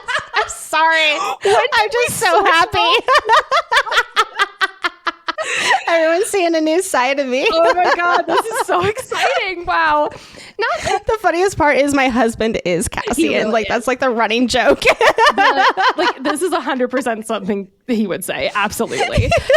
Not only is this joking attitude putting her at ease, but I also love that he is using her name here. It's that little subtext of, yes, we've heard about you. We're excited to meet you and you're welcome here. Speaking of, he also gangs up on Rhys because he says, quote, "So fancy tonight, brother. And you made poor Feyre dress up." This is Cassian's brilliance on display here. We talked in our episode with Lauren from Book Huddle about his EQ being off the charts. And this is it right here in full show don't tell. This type of banter shows, hey, Feyre, I'm on your side here and we can gang up on my brother together. I love it. And he's poking fun at the fact that they're all wearing different attire. He doesn't want her to feel uncomfortable that she's super formal. So he's making light of the situation and putting playful blame on Rhys. And I love it. This is also a way of giving her the green light to retort back with, quote, "How the hell did you manage to survive this long without anyone killing you?" This is one of my favorite friendships of this entire world. I love it. And it's just the start of it. We also, however, meet another bad boy. And let's talk about Asriel. One of the first things that Feyre notices is the obsidian hilted knife at his thigh. Welcome to the chat, Asriel's emotional support dagger. But we also get the mention of how shadows move and dance around him as if they're reporting back to him on what's happening. I love the description as Feyre is noticing Asriel just I fuck more. Quote, "A wisp of shadow curled around Asriel's ear and his eyes snapped to mine." I'm obsessed with these little insights on how Asriel's powers work. One of the reasons I'm really excited to not only deep dive this series, but also for a hopeful POV book from him is to get more insights on these powers right here, because it is such a unique power in our story. As Feyre is meeting the Bat Boys, Rhys's face is described as blank and his eyes wary and assessing. I have some thoughts, but what are your thoughts on what's going through Rhys's head here? So I initially had no idea. But then I reread it, and Feyre is watching Asriel's shadows and seemed wary of them. So I assume Rhys is watching Feyre and assessing her first impressions of his brothers. This is a big moment for him, like we were saying earlier. It's like, like he's bringing his girlfriend to his family. Well, not girlfriend, but you all know what I mean. And I bet he's really nervous about what she's going to think. So he's trying to feel out that initial impression, in this case specifically about Asriel's unique and kind of scary gift. Yeah. I definitely think it's the nerves. I think it's his nervousness of, oh my God, like this is happening. This is really happening. And it is him. He's always calculating. He's always assessing. He's always planning and scheming. And I think that this is him thinking about, okay, how is this going to work? It's him thinking probably multiple steps ahead. But I definitely think it's also big time nerves. Poor Rhys. When Mor enters, this playful family banter continues as Cassian makes fun of her fancy clothes too, which, by the way, it's so sweet how relieved Feyre is to see Mor dressed up too, so she doesn't feel overdressed. If you've ever been to a function and you're like the most overdressed person there by a lot, and then someone else comes in, usually it's Nicole's husband, comes in and is super fancy as well, and it's like, oh, thank goodness. It's funny because being overdressed at a function is like my biggest fear. Like, I hate that feeling so much. It is so terrifying, and yet my husband always came from a family where it's like, you are the most dressed up person in the room. Yes. We work well, I promise. This is the same carefree and friendly Mor Feyre had started getting to know already. This is who she is at her core. She's being genuine, and there's that invitation to be friends. Again, it really does feel like Mor is treating Feyre more like a sister than just a new friend, knowing that she is her cousin's mate. I gotta love that Az interrupts Cassian and Mor's bickering with, we have company. Yes, they are all very welcoming to Feyre, and that is a key part of tonight's dinner. But the spy master, of course, still has to remind the crew that, hey, let's take it easy around her. Like, she's not part of the family quite yet. Not in a bad way, but just in a let's remember what Rhys said. Let's be civil. Let's be good here, everybody. Let's be cool. Interesting. I took that line very differently. I thought it was his shadows warning, like, hey, there's someone else coming, because that's right before Amren walks in. So I thought it was his shadows being like, there's someone else here. But it's Amren. I know, which is why I was kind of weirded out by it, but I thought it was like to demonstrate how his powers work, that it's like always around him. Okay. Agree to disagree. I like it. Look at us. We're disagreeing on two things in this episode. So proud of us. Yay. Mor then guides Feyre to the couch, and Feyre mentions how she specifically didn't look at Rhys to confirm that it's safe. This is SJM showing us how safe Feyre feels already around this family. And I mean, honestly, maybe minus Asriel. Asriel's maybe not the best first impression, but how could you not? How could you not feel safe? I actually got a different first impression about this, because she's like having to check herself from looking at him. So it's not necessarily that I certainly do think subconsciously she does feel that safety, but actively she's just like, no, like I gotta, like I can't, I have to be independent here. Like she's like the little bird who's going off out of the nest away from Rhys. Interesting. Look at us, number 3 disagreement. Wow. So happy. But we're not done meeting the inner circle, because then in walks Amren. She is described as several inches shorter than Feyre. Then the next page, Feyre notes how she is about half a foot taller than Amren. Which, side note, do we know how tall Feyre is? The internet's general consensus is 5'7" or 5'8". Okay. I also do think that she became taller when she turned high Fae, and I believe she's, an average height for a high Fae. So yeah, she's like 5'7", 5'8" as a high Fae. So with that knowledge, we're going to go with Amren being around 5'2", which would indeed be very short, especially for a high Fae. Interesting. I always just think of her as Edna Mode, so I always think of her as like 4'10" or like something like really. Well, I will say like 5'2" would be like that 4'10" in Fae standards. Not for us though, because that's 2 inches shorter than we are. Again, well, we're just measly humans, so right now. Amren also has chin length, straight black hair, tan skin, and a plain but pretty face, and silver, unearthly eyes. More on this in today's Maasverse Madness section. She also says something rather odd to Feyre, quote, "We who were born something else and found ourselves trapped in new, strange bodies." What does this mean, Amren? Who are you? I know. Or actually, SJM knows, because Sarah J. Maas has confirmed what she sees Amren as. There is an interview with Bridget Kemamemer, I'm so sorry if I pronounced that incorrectly, where she asked SJM what Amren is. And this is SJM's response, quote, word for word. Okay, so Amren is basically an Old Testament angel, not one of those angels with the pretty white wings. Hers are more like wings of raging fire. Think the angel of death, that sort of angel. Essentially, she's an angel assassin that got tired of doing a god's dirty work and became curious about what else was out there, what else existed in other worlds. So when she saw the portal open in the sky, she went through, and through a course of events that I'd love to tell one day, became trapped in her body. Poor Amren. There are multiple biblical references in the series and SJM's other books, and many in the ACOTAR series actually do directly tie back to Amren. Nicole and I are going to do our best to pull them out as they come along. Like, for instance, there's the language the Book of Breathings is written in that only Amren can read, and the lamb's blood painted on thresholds so she won't disturb the inhabitants. I'm also just going to be really honest with you all. Nicole and I are not well versed in the Old Testament, or quite frankly, any religious text. We did not grow up that way. So some of these references will slip past us, and we're just going to do our absolute best to bring them in and convey them as best we can with our limited knowledge. What I am really excited to theorize when it comes to Amren is what SJM mentions wanting to tell someday. There is so much mystery around Amren, and I can absolutely see her playing a larger role in the Maasverse crossover. In fact, I really hope so, because I need it to make more sense why she didn't die in ACOWAR. Yes, I am one of the people who, while I love Amren, think it would have been more impactful for her to stay dead at the end of ACOWAR, not just pop up out of the cauldron right after we get reset. Anyway, I have feelings about that. There's also a lot of speculation that SJM's next book series will be called Twilight of the Gods. As I understand it, it was an old work in progress of hers, and I believe the name of a Pinterest board, which her Pinterest boards are historically the names of her series. There's theories swirling around the internet that it'll be the ultimate crossover series that ties ACOTAR, Throne of Glass, and Crescent City together. And if this is the title of her new series, which I should repeat, this is only speculation, then Amren could really play a pivotal role in it based on SJM's description of her backstory connected to the gods. You know, earlier Lexi mentioned hiking in the summertime, and I forgot to mention my favorite summertime activity, which is the polar opposite of being active. It is laying down poolside. If you are looking to live it up in the summer by the pool, today's sponsor, Apostrophe, wants to help you feel confident in the skin you're in.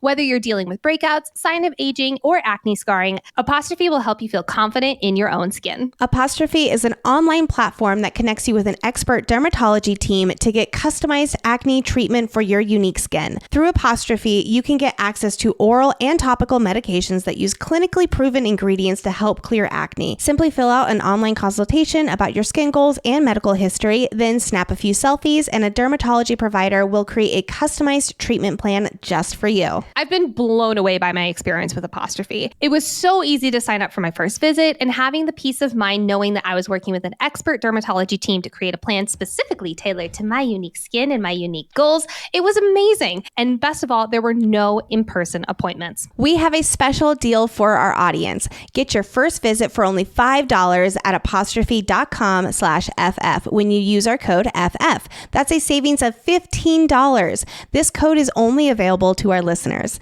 To get started, just go to apostrophe.com/FF and click Get Started. Then use our code FF at sign up and you'll get your first visit for only $5. Thank you, Apostrophe, for sponsoring this episode. As we get into this dinner, we need to discuss the stark differences in dynamic between the Inner Circle and the Spring Court. Well, and even before our crew sits down for dinner, Cassian asks a question not unlike what Bronn commented about in the Spring Court.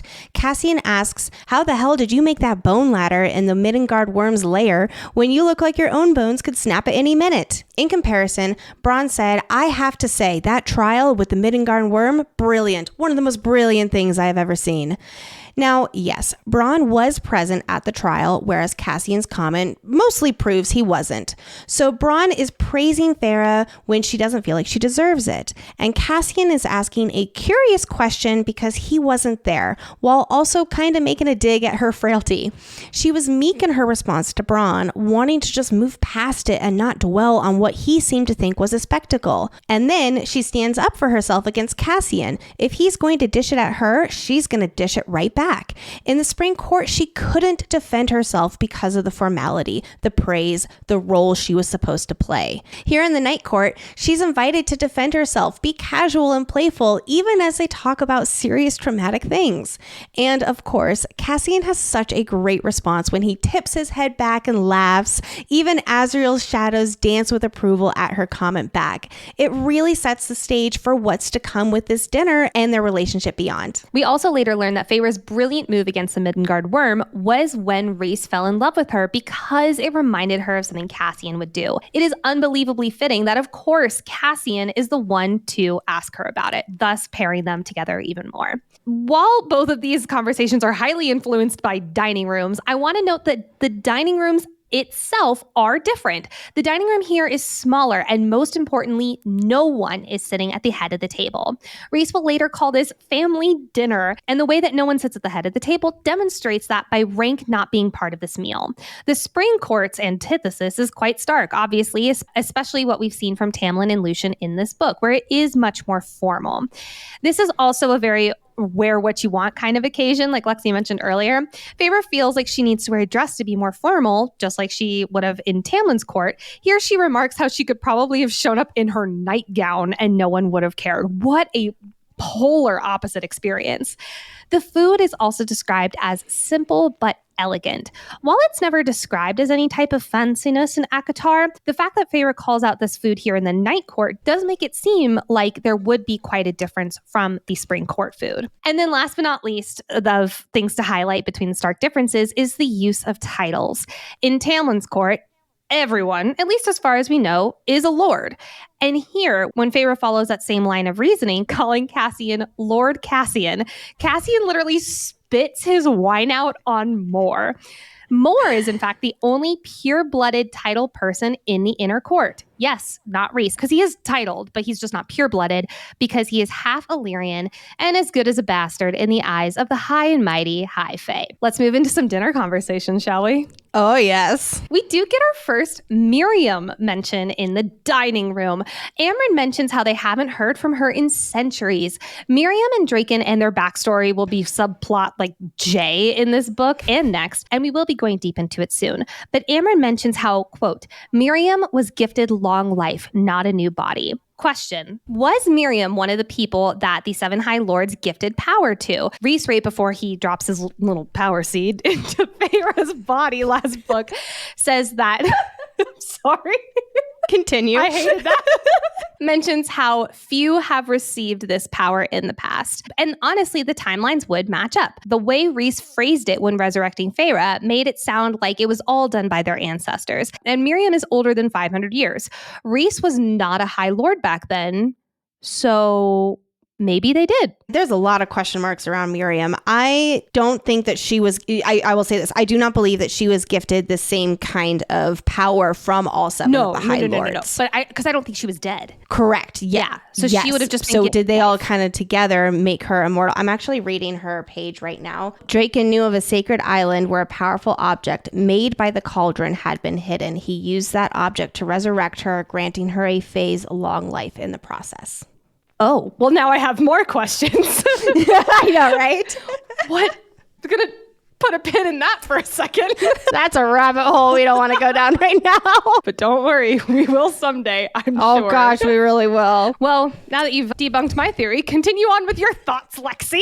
I love how Amren hints that fate is tied into all of this. She says it's interesting that a second human was made into an immortal right when the ancient players are returning. It's no coincidence that she asks about Miriam in this same conversation. She's wondering if this means Miriam will make an appearance at this pivotal point in history too.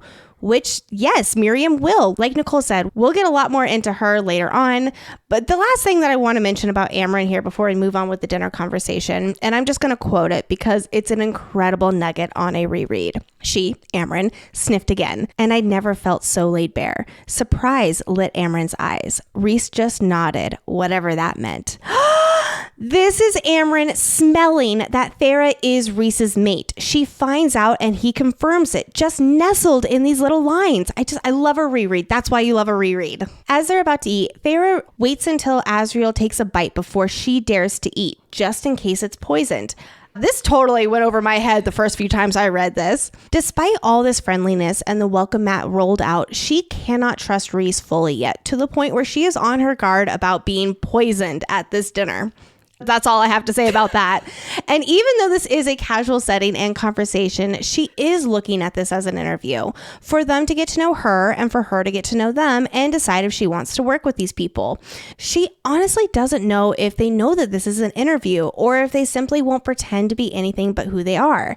Farah has lost her own sense of identity, so it's no wonder she's pretty stiff right now and keeping her questions in the interview safe zone. She's been in such formal political environments for so long, arguably her whole life, except, for the years in poverty, that this is a completely new dynamic for her. She honestly has trouble figuring out what to ask them because she is having trouble wrapping her head around this whole group in general. Farah notices jewels on the warrior's armor, and we learn that they're called siphons.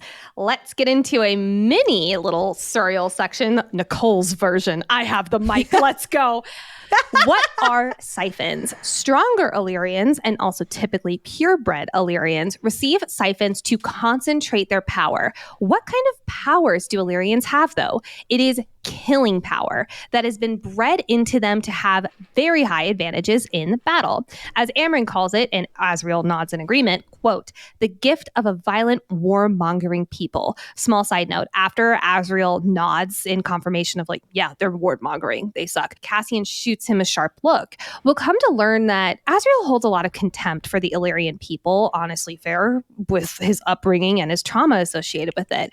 But Cassian, who has always been a bastard and not treated well by the Illyrians, he still views them as kin. Here's just a small insight on how these two different brothers look at their race. Back to Illyrian siphons, though. The siphon takes that raw killing power and transforms it into something physical and usable. Rhys gives the example of shield, arrows, and spears. And Rhys uses the metaphor as the difference between just throwing paint around willy-nilly versus using a fine brush to paint. We absolutely love how he uses a metaphor specific to something that Farah knows so well to help her understand this new concept and also to help us readers understand this concept as well. It's very similar to how he's described magic, like with winnowing as well, where it's we as a reader can understand that. And of course, this specific instance where Farah can understand that too. The siphons are what create the brush. So a siphon can create shields, armors, and other weapons so that they can paint, aka attack, with precision.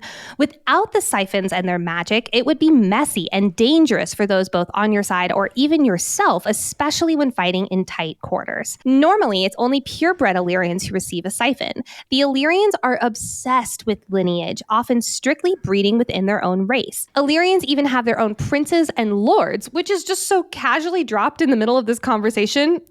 Lords we kind of learn a little bit about, but princes? I want to know more about this. I know. Oh, no. An Illyrian princess who is Tamlin's ex-lover. No, it's still Cressida. Totally Cressida. Absolutely.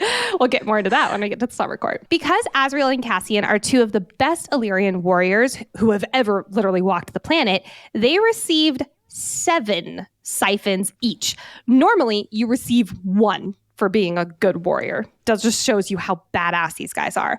But they receive 7, much to the other Illyrians' horror, because these two are bastards who normally should be at the bottom of the ranks. But why doesn't Rhys have siphons? Because every time he tried to use one, he shattered it. What a flex from our powerful High Lord. And it's he didn't just try a few times. It was 10, 12, 15 times that he I kept trying. It's can you imagine? Maybe Cassian this one will be the winner. Cassian and Azriel were probably just give up, bro. You have enough power. Leave some for the rest of us. I could see Cassian being no, this one, it'll work. You just made your husband's face. That was amazing. I just absolutely love that these two most powerful Illyrians and the most powerful future High Lord in history all found each other when they were young and became a unit. I'm going to bring up fate here again because there's little mention of fate playing a role here, but it is like the Cauldron made sure they were born around the same time and found each other to save the world as this unit centuries later. There's a line during dinner where Cassian says, "We were stronger, faster, like the Cauldron knew we'd be set apart and wanted us to find each other." Same thing goes for the Archeron sisters being mated to them, or at least two of them are. We're not opening up that can of worms right now, and turning high fae. Plot devices, maybe, but I'm leaning more toward like prophecy or fate are going to come into our story more prominently because Cassian also says how it still keeps the camp lords up at night puzzling where the hell these bastards got such power from. Conversation moves to Feyre saying how she didn't see the rest of them under the mountain, mentioning in her inner monologue how she had to know without a doubt if they were going to be working together. And we learn that none of them were under the mountain with Rhys and Feyre.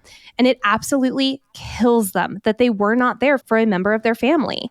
This pattern of behavior for Rhys-Sand, always sacrificing himself for the safety of his family, will be prominent for him throughout the series, to the point that he literally sacrifices his life at the end of ACOMAF. We're also not opening that can of worms right now. But we learn that not only were they not under the mountain, but anytime someone attempted to tell Amarantha that they existed, because she always wanted to know who his inner circle was, quote, they usually found themselves without a mind to do so. AKA Rhys killed them. Or he dementored them. Which is worse. That is worse. It is, but that's the whole point, is that it's worse. This family was heavily impacted and hurt by the choices and the circumstances of the last 50 years. But Feyre thinks, quote, yet if they all might live through their pain, might still laugh, ... This right here, this is why Feyre belongs in this family. They have seen pain, and she's only seeing really the tip of the iceberg here. And yet they can still laugh. They can still joke. They can still be alive together. During this dinner, when Amren and Mor are agreeing how males are horrible creatures, quote, some surviving small part of my heart wanted to ... laugh at that. I love this tiny little spark that still exists deep down.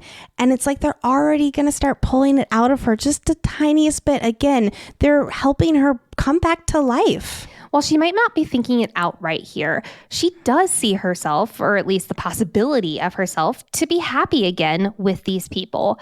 And it gives her that glimmer of hope. There is so much show don't tell in their agony. The way Cassian is staring at Rhys with guilt and love on his face, so deep and agonized that some now splintered instinct in Feyre almost had her reach across the table to grip his hand. She feels their pain and her instinct is to comfort them. Once again, you can see this blossoming, beautiful connection specifically between Feyre and Cassian. Now, Lexi's going to go through the whole timeline of the Inner Circle in today's Suriel section. So let's just do the TLDR version of how I met your inner circle. It's not short at all. No, the TLDR is There's no way like to not make this short. read. Exactly. I love how this is shared amongst the group when Feyre first meets them.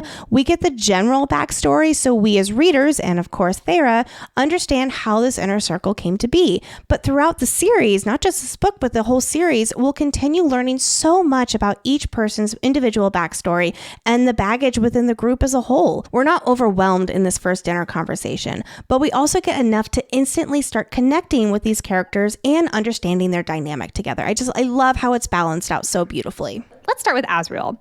Azriel was born a bastard of one of the local Illyrian lords. Hey, there's one of those Illyrian lords. We will later learn that Azriel was locked in a dungeon by the lord's wife, who was not his mother, as punishment for existing. And his half-brothers, who also hated him, decided to burn his hands. After years in a dungeon, this Illyrian lord learned that Azriel was a shadow singer and sent him to an Illyrian camp to train.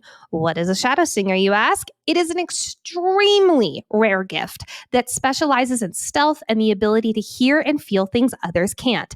I am foaming at the mouth to learn more about this power. Feyre even wonders what kind of language the shadows speak to him. I'm dying to know too, Feyre. The camp that his dad dumped him in, yes, was the same camp that Cassian and Rhys were training at. And the camp lord was very eager to have a shadow singer in his midst, even if Azriel was a bastard. Moving on to Cassian. Cassian was also born a bastard, though he was born to a low-born war camp laundress who we can infer was raped. Once he could walk, he was flown to a different village to peel him away from his mother, and he was chucked into the mud and hope you survive, dude. Cassian would later find out that his mother was worked to death, and he, Rhys, and Az went back to destroy anyone who was responsible for her death, including ripping his father apart. But that's later. Cassian spends the next years in training at the camp, sleeping on the ground and challenging other younglings to fight, with the prize being the clothes off their back. This was a huge moment for Fae-vorite to learn, and immediately makes Cassian her favorite Inner Circle member. I'm pretty sure even above Rhys, which honestly fair. I know, right? At least at this time. Both these two were scrappy survivors who know hunger, cold, and poverty. While Fae-vorite, yes, had a father, he was useless. And both of them were basically parentless too. Fae-vorite and Cassian lock eyes, and she swears she sees his eyes say, quote, "You know what it's like. You know the market leaves." This is also the first time that she's met someone in Prythian who she has this in common with. Basically, instant best friends. Now let's move on to Rhys's story. His mother was a low-born seamstress in one of the mountain war camps who did whatever she could to save her wings from getting clipped. This is something that every female Illyrian endures whenever they have their first period, so that they can keep breeding more and more flawless warriors. Great people, Illyrians. But when she was 18, her period finally arrived, and after a male smelled it on her, she was taken to the center of camp, tied up, and about to get her wings clipped. However, just as they were, like the scissors were like right next to her, Rhys's dad, aka the current High Lord of the Night Court, arrived for a meeting with the camp lord, and their mating bond clicked into place. Rhys's dad then proceeded to turn all the guards who were about to clip her wings into literal bath and body products, aka he misted them, which, by the way, I love how this power is demonstrated in the book. He like levitates a lemon and just poof, it just lemon verbena immediately. Like, what an OP power. I fucking love it. It's amazing. What does OP power mean? It's a video game reference that stands for overpowered. Oh. See, I'm thinking of like Reddit, where it's like original poster. Shows how we spend our time. Then Rhys's dad took her back to the Night Court and married her that evening. Side note, how old was Rhys's dad? Because I do find it interesting and a very big convenience that SJM made his mom 18 when they wed. Woof. How old is his dad, Lexi? We learn in Frost and Starlight he was around 900 years old. So that makes Rhys and Farah's age gap seem totally fine, right? It's funny that 18, 900, it's like, no. But 519, it's like, yeah. Yeah, it's fine. Another question, though, because after Amren mentions how Rhys's father was a real prize, Rhys says that at least his father liked Amren. What? What was Amren to his father? Because Rhys immediately follows up with how his mother and father were very wrong for each other. Because she was not in his inner circle. She was not in a position of power. I'm sorry. Are you theorizing that Amren and Rhys's dad had a thing? I'm exactly theorizing that. Yes. I think that is a fun theory, Nicole. That is an official fun theory that you have. My guess is Amren, being Amren, was well known in the land and had some kind of working relationship with his dad. Certainly she was not in the inner circle, or I'll say even part of his political advisors. But, you know, she's a big, crazy, powerful person in the land. Like, he's going to have some kind of relationship, working relationship with her. Then once Rhys became High Lord, he invited her to be his second because she is way more experienced in politics and histories and everything else more so than he was. And so because he already knew her, knew of her, and I'll say maybe they had already become friends, associates, whatever you want to call it. And that's when he brought her on. That's my theory, more logical theory, personally. I love you. Love you too. Back to Rhys. When he turned 8, his mother brought him to the camp to train as an Illyrian because she didn't want him only relying on his Night Court powers. 10 points to Mama Rhys, because this is a brilliant idea here. Because Rhys had no idea how to fight. And who took advantage of that? Cassian, who challenged him to a fight and beat him into a pulp. And these two boys hated each other at first. After his fighting lessons, Rhys's mother would tutor him in their home at the edge of the camp. One night, though, through the window, Rhys saw Cassian settle into the ground and, quote, "I realized for the first time what it was like to be warm and safe and cared for, and it didn't sit well." So later that night, he snuck out and brought Cassian back to their house. Despite being livid, Mama Rhys drew Cassian a bath, gave him a bed, and proceeded to tutor him with Rhys every single day. They still hated each other, though. But then when Asriel joined the camp and Rhys's mother and Asriel's mother had previously known each other, she too took him in. That's when these boys finally decided to become allies, mainly because they were all three so powerful and the other camp trainees hated them. So they decided we'll probably have a better chance of survival if we band together. About 20 years later, Papa Nightcourt comes to the Illyrian war camp to see how things have been faring for his son. Did he not see him for 20? I guess for a 900-year-old dude, that's not that bad, but still, that's a long time. And he immediately notices that his son has befriended the two most powerful Illyrian warriors ever. We should note, too, that this is after they won the blood right, which isn't discussed during this conversation, and we'll get more into that another time. Daddy Nightcourt was super paranoid that these three could easily overthrow him if they were given a legion in war, and knowing that he needed to assign troops for the upcoming war, he decided to separate these three bros. Rhys was put in charge of a group of people who absolutely hated him. Cassian was at the bottom of the chain in some random troop, and Asriel was kept as the High Lord's personal shadow singer. For 7 years, they only saw each other on the battlefield. Oh. Skip ahead now to after the war and after Rhys became High Lord. Rhys appointed his inner circle and told his father's entire court that if they didn't like it, they could leave. And they all did. Now, the nobility of the Night Court fall into one of three categories. 1, those who hated Rhys enough to join Amarantha, and they're now dead.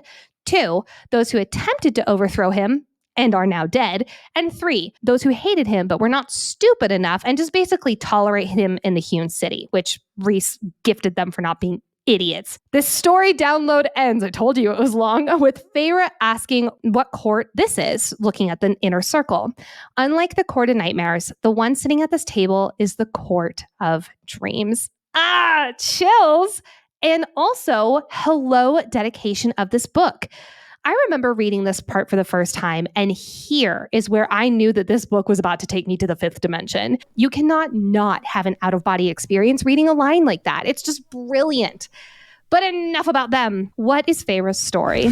Feyre is surprised because she assumed that Rhys would have told them. But again, it's Rhys giving Feyre the choice and the freedom to share as much or as little as her story as she wants. We need to talk, though, about Cassian's offer to train her, because I do think this might be one of my favorite parts in this chapter. Feyre's first reaction when Cassian presents himself to be her fighting teacher is to protest. Even though she's been wanting to learn how to fight, this shows once again how much the Spring Court has gaslit her and how her depression has, understandably, made her default be no, or I can't. We saw something similar when Rhys offered to teach her how to shield, as this is the exact same thing. The best of the best is offering to teach her how to fight. Why not say yes? Feyre also recalls Rhys's mother's line of thinking, where one power fails, have others to back it up. And this is exactly her line of thinking as well.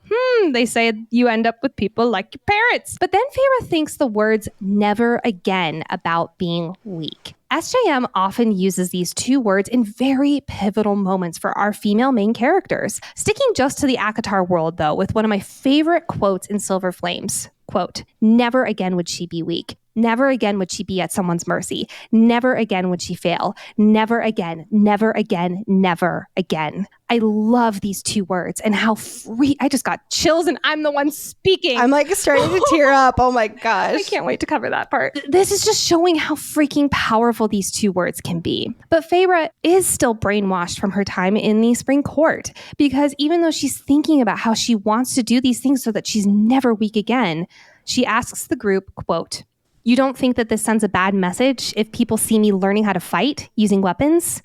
The moment the words leave her mouth, though, she realizes the stupidity of them. She's been gone from the Spring Court for, again, a day.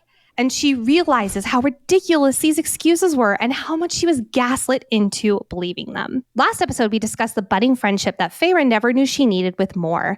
And here it is coming up on the pages again. Among this group, Moore understands how and why Fae-vorite thinks this. The Court of Nightmares tried gaslighting Moore too, but she was too strong, independent, and powerful to be used as a political pawn. And while their exact circumstances are very different, there's a lot of similar feelings of being trapped and treated as less than the males in power, when these females are certainly more powerful than any of them.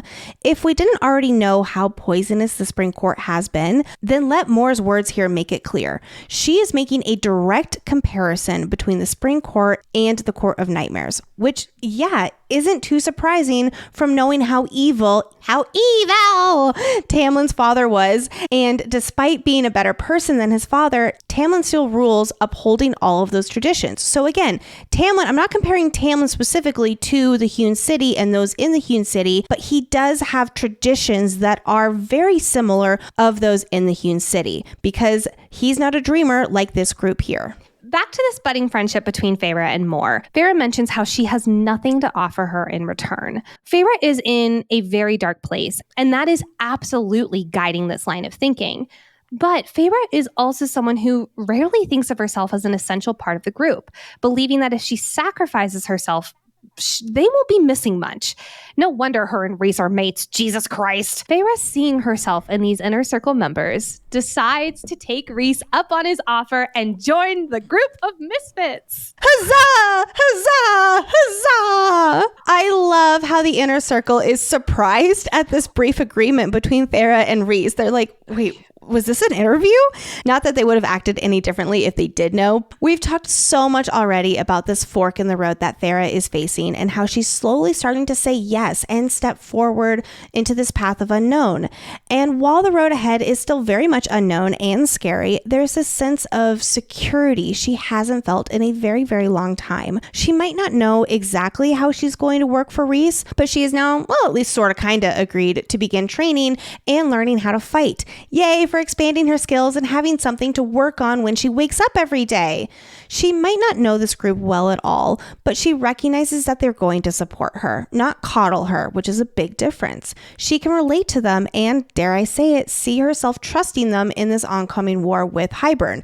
That's so different from literally at the beginning of this dinner conversation when she waited until Azrael ate because she was worried they were poisoning her. Huge difference just from their stories and the connection that they had over the course of these several hours. Fae-vorite wants to make a difference, whether it's helping rebuild a burned village in the Spring Court or face off against Hybern. And now she finally has the opportunity to do something. She's realizing she can't get in her own way, so she's taking the courageous step out of her comfort zone and into the unknown. Into the unknown. I'm so proud of her already.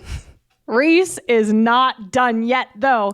King of segues, he says, quote, "The king of Hybern is definitely wanting to start a war, and he wants to resurrect Jurian to do it." Dun, dun, dun. I love the differences in reactions, and they're so telling to the Inner Circle personalities.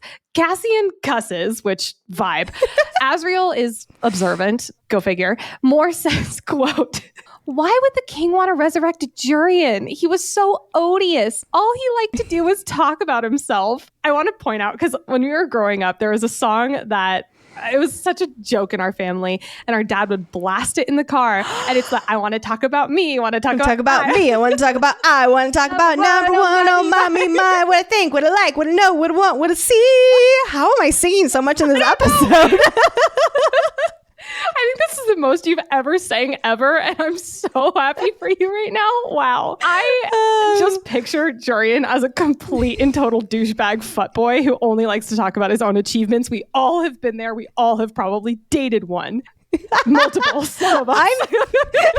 I'm very curious how my feelings about Jurian will develop as we do this deep dive. Because right now, even after rereading this series, he's still a question mark for me. So I will be so curious, just hearing his name come up in this conversation, and especially how Farah, like once when they leave, like how it's clanging through her head.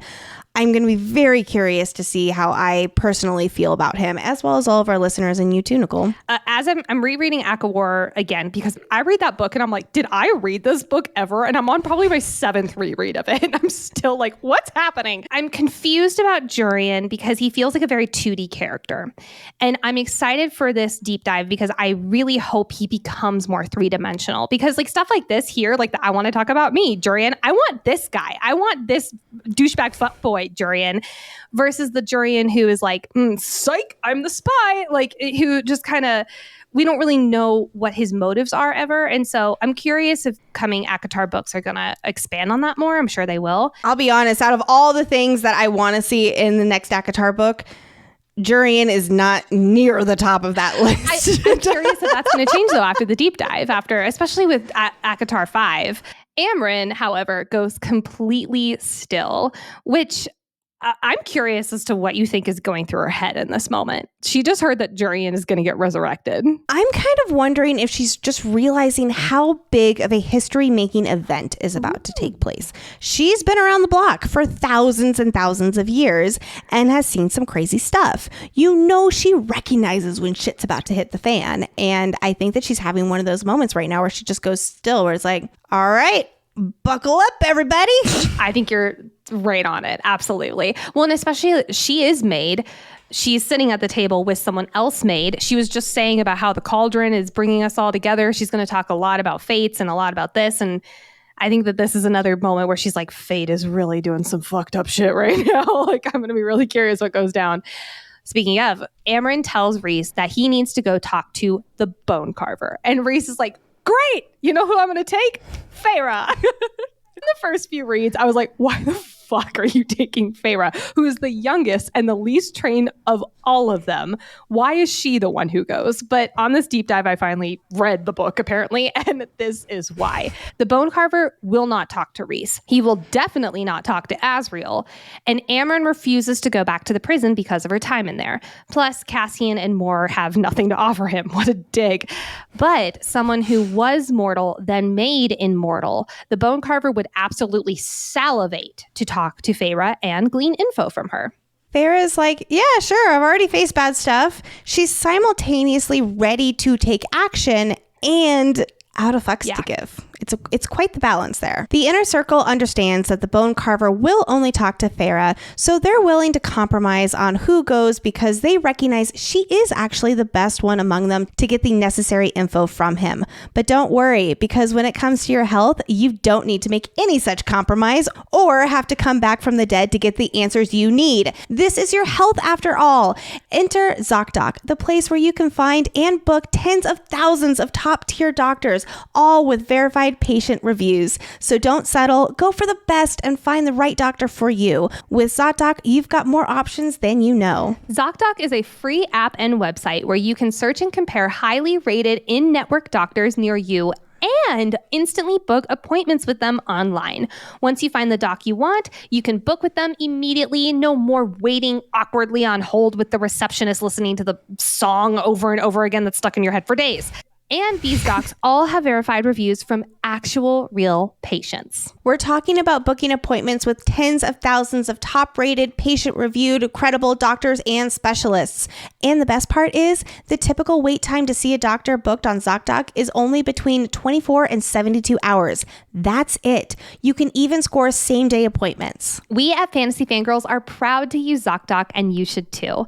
Go to ZocDoc.com/FF and download the ZocDoc app for free. Then find and book a top-rated doctor today. That is ZocDoc.com/FF. ZocDoc.com/FF. Dinner is done. So long, dining room for now. And Feyre and Rhys fly back to the townhouse. There's a moment when flying down and Feyre describes her body wanting to vomit and feeling, quote, not fear, just some reaction of my body. While she will start slowly healing surrounded by this new family of hers, she is still very numb to feeling in general. And it is difficult for Feyre to feel these emotions, and her body in this moment is literally acting on survival instinct. Feyre asks Rhys about feeling him again this evening, even though she didn't break through his shields. And we get a huge mating bond alert moment. quote, "This bond is a living thing, an open channel between us, shaped by my powers, shaped by what you needed when we made the bargain." That ... because there's two of them, they're doing some heavy lifting in that quote. But what did she need? She needed to not be alone. And she's not alone in that need, though. After 50 years away from his family, after 50 years of whoring himself out to someone he hated and repeatedly had to kill for, he too desperately needed to not feel alone. Here was the moment she felt him through the bond during the dinner conversation.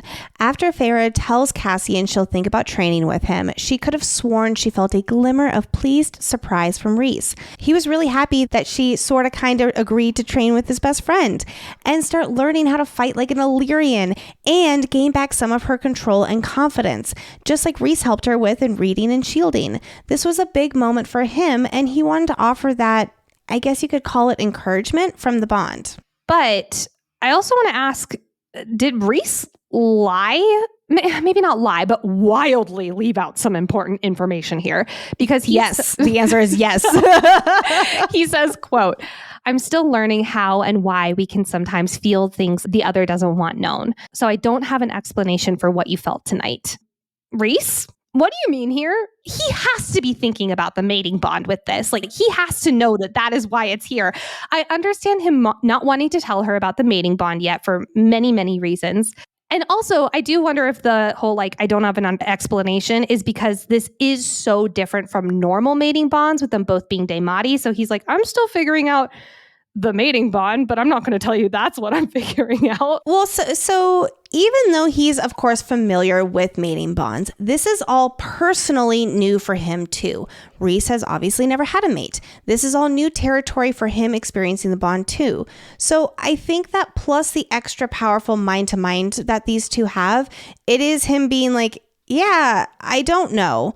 Because he doesn't personally know this from experience, and he's learning that their mating bond is very different from others just because of them both being Daemati, but he's definitely leaving out some very key information with this bond that is a living thing, being way more emphasis on the mating bond versus the bargain bond that they do also have. Well, and it is moments like this why when Feyre realizes and learns from the Suriel that they are mates, this is why she's so pissed, because she's being kept in the dark in these moments. And that is infuriating, but we'll talk much more about that when we get to that episode, because it's time to talk about Feyre's nightmare. Her first night in Velaris contains a nightmare about Amarantha tormenting her when she, Feyre, is lying on the marble floor completely naked with just being tormented by a dagger from Amarantha. Amarantha is calling Feyre, quote, a lying, traitorous human, and, quote, a monster. I did some research on these types of dreams. Being tortured in a dream symbolizes emotional pain, feeling trapped, and a sense of powerlessness. Naked in a dream means you fear your insecurities might get revealed. Honestly, I think the symbolism is more matter of fact in the dream. Amarantha and these horrors are still looming over her. She also just took a huge step into the unknown. What happened the last time Feyre did that? Oh yeah, she ended up at Amarantha's mercy. I think that she's also naked more to symbolize how vulnerable she feels right now in this new situation, in this complete, again, jump into the unknown.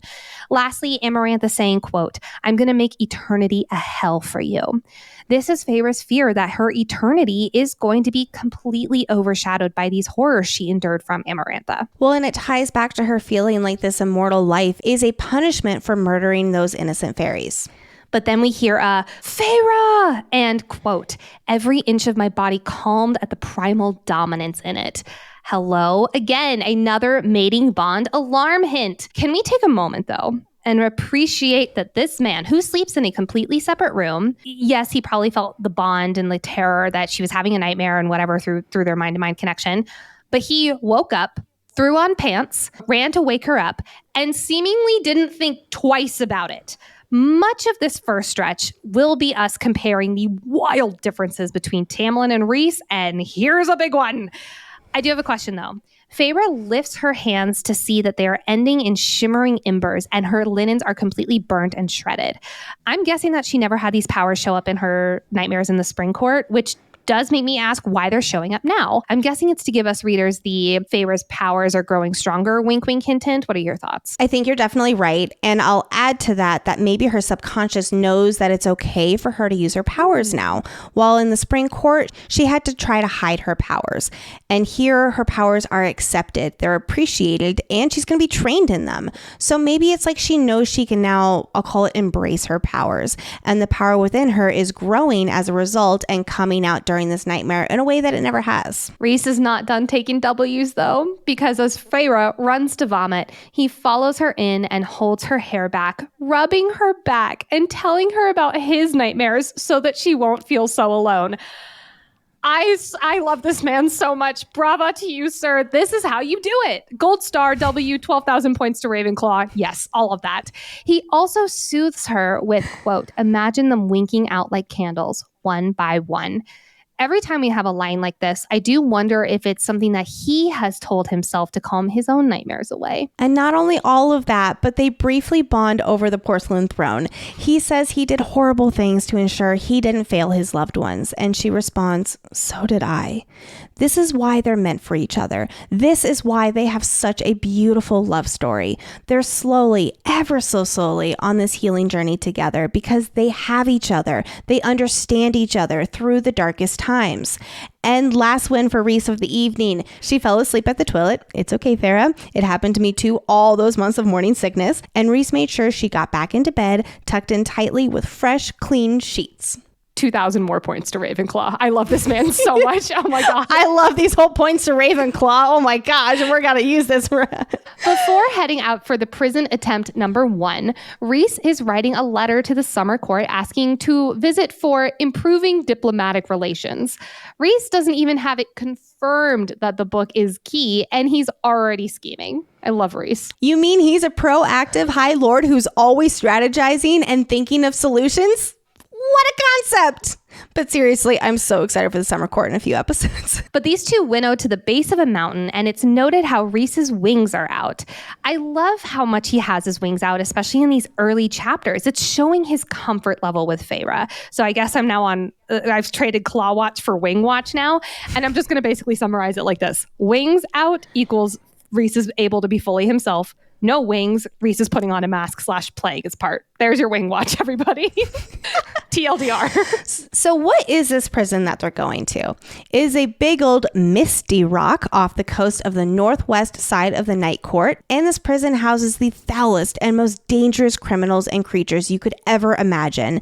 It was made before High Lords existed and before Prythian was Prythian. We'll talk a lot more about the prison specifically in next week's episode when she's actually there at the prison. Understandably, this place is extremely triggering to Feyre. It is literally going under another mountain and her whole body goes into a trauma response and she's unable to move. So Rhys winnows them back to Velaris where she doesn't get out of bed for the rest of the day. I am by no means happy that our girl is going through this, but one of the reasons I love SJM books so much is because she makes trauma and depression much more realistic in fantasy. It's not that Feyre is no longer a brave Gryffindor at her core. It's that she has these inner demons that have taken over her mind to the point that telling herself to take a step for the good of the human realm doesn't work to get her to move up the mountain. It shows us readers just how out of touch with her own self and things that usually motivate Feyre. It shows us just how out of touch with that side of her she is. To the point where she can't get out of bed for the rest of the day. Again, crawling back into the shell that she had been in before touring Velaris and dinner with the Inner Circle. Which is why the placebo effect from Amryn is so delicious. But we will get into that next episode. Oh, next episode's going to be a doozy. Just so people know, we're covering the Bone Carver and the Weaver. Buckle up, buttercups. It's going to be a lot. And fun behind the scenes, we're recording that episode in 3 days. Have you started? And we haven't started the outline. While we already highlighted key foreshadowing moments, let's turn our full focus onto foreshadowing for the rest of this book and other important moments in the series. Rhys says, if you inherited some of Tamlin's shapeshifting, maybe you can make wings of your own. Yes, Feyre, you will. You'll learn how to shapeshift into an Illyrian to have wings of your own in this very book, and then you'll learn how to fly in ACOWAR, and then have lots of sexy time with those wings, which will have some pretty scary consequences, but have have no fear. Nesta will save you, and little baby Nyx, who also will have wings. And none of that has to do with Tamlin, thank goodness. I mean, it does in the fact of it's a shape-shifting powers, but that's the last of it with him. We learn that Velaris' walls are so well protected and have not been breached in 5,000 years. Unfortunately, that 5,000-year legacy will come to an end with not one but 2 attacks from Hybern in this book and next. When telling us about the Daemati, we learn that people in power extensively train against this particular skill set. And yes, people like Tarquin, perfectly setting us up for the scene where Feyre breaks into his mind in the Summer Court. Rhys briefly mentions his favorite mountain cabin retreat and how Amren and Mor fought and brought it to cinders. Ho ho! Not sure how they restored the cabin perfectly, but it's going to be where the most iconic scene in this entire series and possibly all of Romantasy literature takes place. In that same conversation, Rhys says he's only interrupted Amren once in the past century. Sounds like we need to be on watch for when or if anyone interrupts Amren. $10 says it'll be Nesta. It will absolutely be Nesta. Absolutely. Rhys explains the 2 ways to get into the House of Wind. Number 1, you can fly in, or number 2, you can walk up 10,000 steps. We will become so familiar with these 10,000 steps in A Court of Silver Flames. Also, when Feyre and Rhys are on the balcony of the House of Wind, Feyre mentions how Rhys's mother sounds lovely, to which Rhys replies with, she was. It will be a while before we learn how Rhys's mother died and Tamlin's role in the matter, but here we learn that she is definitely dead. When Feyre is sharing her 5 thoughts, Rhys mentions that he owes her 2. Feyre will call in this debt owed during Starfall and fall in love with him in the process. Feyre thinks to herself that she doesn't really want to know what Amren had been before. Yeah, Amren is going to be a pivotal player in the final Hybern battle because she is terrifying. When giving the How I Met Your Inner Circle story, Cassian mentions how Rhys got captured, and Rhys interjects with that is a story for another time. That will indeed be a story for Chapter 54. The King of Hybern wants to resurrect Jurian. Say what? Yes, indeed. Our Inner Circle doesn't know why yet, but we will later learn he resurrects him to, number 1, prove that it is possible to do with the Cauldron, and number 2, be the King of Hybern's emissary to the mortal realm and ally with the mortal queens. After Rhys mentions that the King of Hybern is readying for another war, we learn that Azriel confirmed that they raided Sangreva a few days prior. Hello, Gwen, who was a part of the Sangreva raid. Poor sweet Gwen. I'm excited for her to come into our story, but not now. Every episode, Lexi will take some time and sip some tea with a Suriel and walk us through a world-building topic to help us better understand this world of Prythian and the people in it. Today's Suriel topic is going to be a fun one and very relevant to this episode's discussions. We're going to go through the Inner Circle's timeline, when they were born, their milestones, when they met, events through the years as a unit, and more. Don't worry though, friends, this won't be the last Suriel topic on the Inner Circle, so today's introductory timeline is going to stay pretty high level and focus on just that. The timeline. Before I start saying years in association with this timeline, please know I am speculating with these exact numbers and providing them mostly just to keep us following this approximate timeline, that we do not have an actual confirmed dates associated with this world. I think present day is in the early 15,000s AC, which I'm making stand for after courts. What we do know is that it was more than 15,000 years ago that High King Fionn was overthrown and the 7 courts were instilled with their High Lords. So let's just say it was 15,100 years ago that Prythian we know was founded. We're starting way back, even before the death of High King Fionn and the start of the rule of the High Lords, when Amren slips into Prythian before the Age of the Legends, at the latest around 1050 BC, before courts. What is the Age of Legends, you ask? The shortest possible answer I can give you is during the time of overthrowing the Daglin, but before Fionn became High King, when this land was full of heroic figures who were king, who wanted to hunt down the last members of their former master's race, aka the Daglin who ruled over the Fae and humans, and Fionn rose up to lead the defeat of them. That is a whole other story though, so back to Amren. It's believed that Amren slipped into the world from a different realm when Prythian was forming, only to be trapped when the rift which she came through shut. Somehow Amren gets captured, because this is during the time they're getting completely rid of all the Daglin and thought she was associated with them. She was put in the prison for, at the very minimum, a few millennia. It's said that but she escaped by giving up her grace and perfect immortality to bind herself and her soul into a high Fae body. When she escaped, the High King, who ruled after he led the Daglan defeat, had already fallen and the High Lords were ruling. So the earliest she would have escaped the prison is something like 1010 AC, but I bet it was a lot later than that just because of how long it's speculated she was in the prison. Remember, we get something where it's like, they think it was a few millennia. So 1010 AC would line up with that. Again, we're totally speculating here. Okay, that was the hardest and most confusing part to get through. Let's fast forward to around 14,563. More than 500 years before our story begins, Asriel is born. Yay! He's a bastard born to an Illyrian noble, a male who also has 2 sons from his wife, and he is treated very badly in his childhood, locked up in a cell with very limited access to going outside. He didn't learn to fly as a child like other Illyrians as a result of this. But bringing it back to 14,564, 1 year later, Cassian is born to a camp laundress in Illyria. As a bastard nobody, he has a tough upbringing. After he's weaned from his mom and can walk, he's dumped in another Illyrian village to see if he'll live or die. 2 years after Az is born, now in 14,565, the Morgan, aka Mor, and Rhys are born. Mor is the daughter of Kyr and distant cousin of Rhysand. She is born in the Hewn City in the Night Court, and Rhys is born in the same year to the High Lord of the Night Court and his wife, an Illyrian seamstress. His father had met and mated with her, saving her from getting her wings clipped when his mother was only 18 years old and the High Lord of the Night Court was over 900 years old. It's unclear how many years later Rhys was born. Back to Asriel, because in 14,571, his hands were burned by his half-brothers who hated him and wanted to see what would happen when they mixed his quick healing with oil and fire. He was only 8 years old, and his hands have been scarred ever since. In 14,573, Rhysand is thrown into Windhaven. It's tradition when Illyrians are 8 years old, they must begin their Illyrian training. Cassian is already here and ready to fight this new worthy opponent.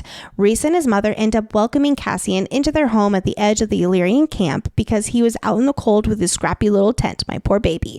And she starts tutoring Cassian too, but the boys still hate each other. A year later, in 14,574, Asriel is 11 when he is brought to Windhaven after he's found out to be a shadow singer. And the camp lord is excited for a shadow singer, even though Az is a bastard.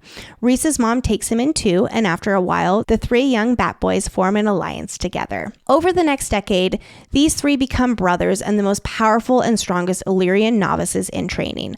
Like all other Illyrian novices, we can assume they're usually in their late teens, early 20s. Rhys, Cassian, and Asriel participate in the Blood Rite. The Blood Rite is an Illyrian rite of passage to become a true warrior. It occurs every year in the spring, and several hundred participate. They cannot use magic or their wings and have no weapons, just the clothes on their back when they enter. They have 1 week to reach Ramiel and to try to touch the onyx monolith at the top. Our Illyrian trio are purposefully separated for the Blood Rite so they can't work together, but they find one another and complete the Blood Rite. Indeed, they win it and become Corinthian warriors, which has only been done a handful of times. Huzzah! In 14,582, soon after Mor turns 17, so sometime towards the end of the decade we were just talking about, she gets her first period and it awakens her mighty power.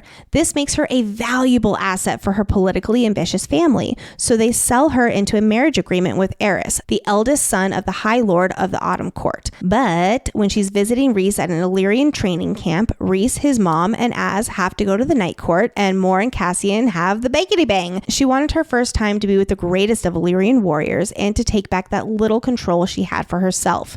It's unclear if this was before or after the Blood Rite. I want to say it was before, just because Rhys was only 17. However, Mor does call Cassian a warrior when technically he wouldn't be yet. So I'm not quite sure about that exact timeline there.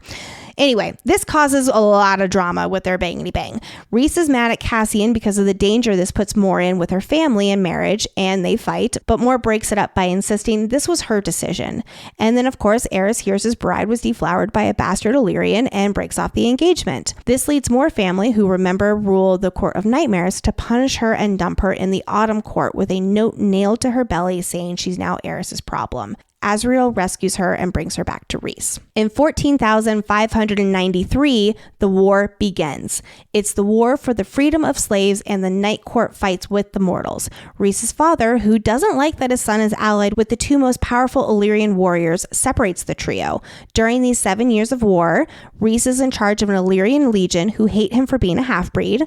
Cassian is in a different legion as a common foot soldier, and Azriel is kept as the High Lord's personal shadow singer to be his spy and do his dirty work. Mor, on the other hand, allies with the mortal queens and falls in love with one of them. She helped free the humans from their Fae queen in the Black Lands on the continent. That's such a cool story. Not time for it right now, but really cool story. We also don't know what Amren was doing through all this time, but we do know she at least knew the current High Lord of the Night Court, and he liked her. She was fucking him, obviously. She was not. She also is familiar with the King of Highburn. There's a little bit of curiosity if maybe they knew each other fairly well as well. Not saying that she was on his side, but she's obviously knows of all of these big players here. There is just no mention of her participation in the war or what exactly she was doing during this turbulent time. After the war and things settle down now with the wall, let's jump about 25-ish years to 14,618. Rhys becomes friends with Tamlin, the youngest son of the High Lord of the Spring Court. An unknown number of years later, Tamlin, his brothers, and father kill Rhys's mother and sister. Then Rhys and his father kill Tamlin's parents and brothers. Then Tamlin kills Rhys's father, and then they both become High Lords. Once Rhys becomes High Lord, again, we don't know exactly when this is. I'm guessing at least 300 years ago from when our story begins. He appoints Amren as his second, Mor as his third, Cassian commander of his armies, and Azriel his spy master. Like Nicole said in the dinner conversation download, most of the court was not very happy about his coming into High Lord power and appointing his, quote, unworthy friends to high positions. And our inner circle ruled the Night Court for several centuries. Rhys kept up appearances as the cruel High Lord of the Night Court, aka the Court of Nightmares, as they kept Velaris hidden.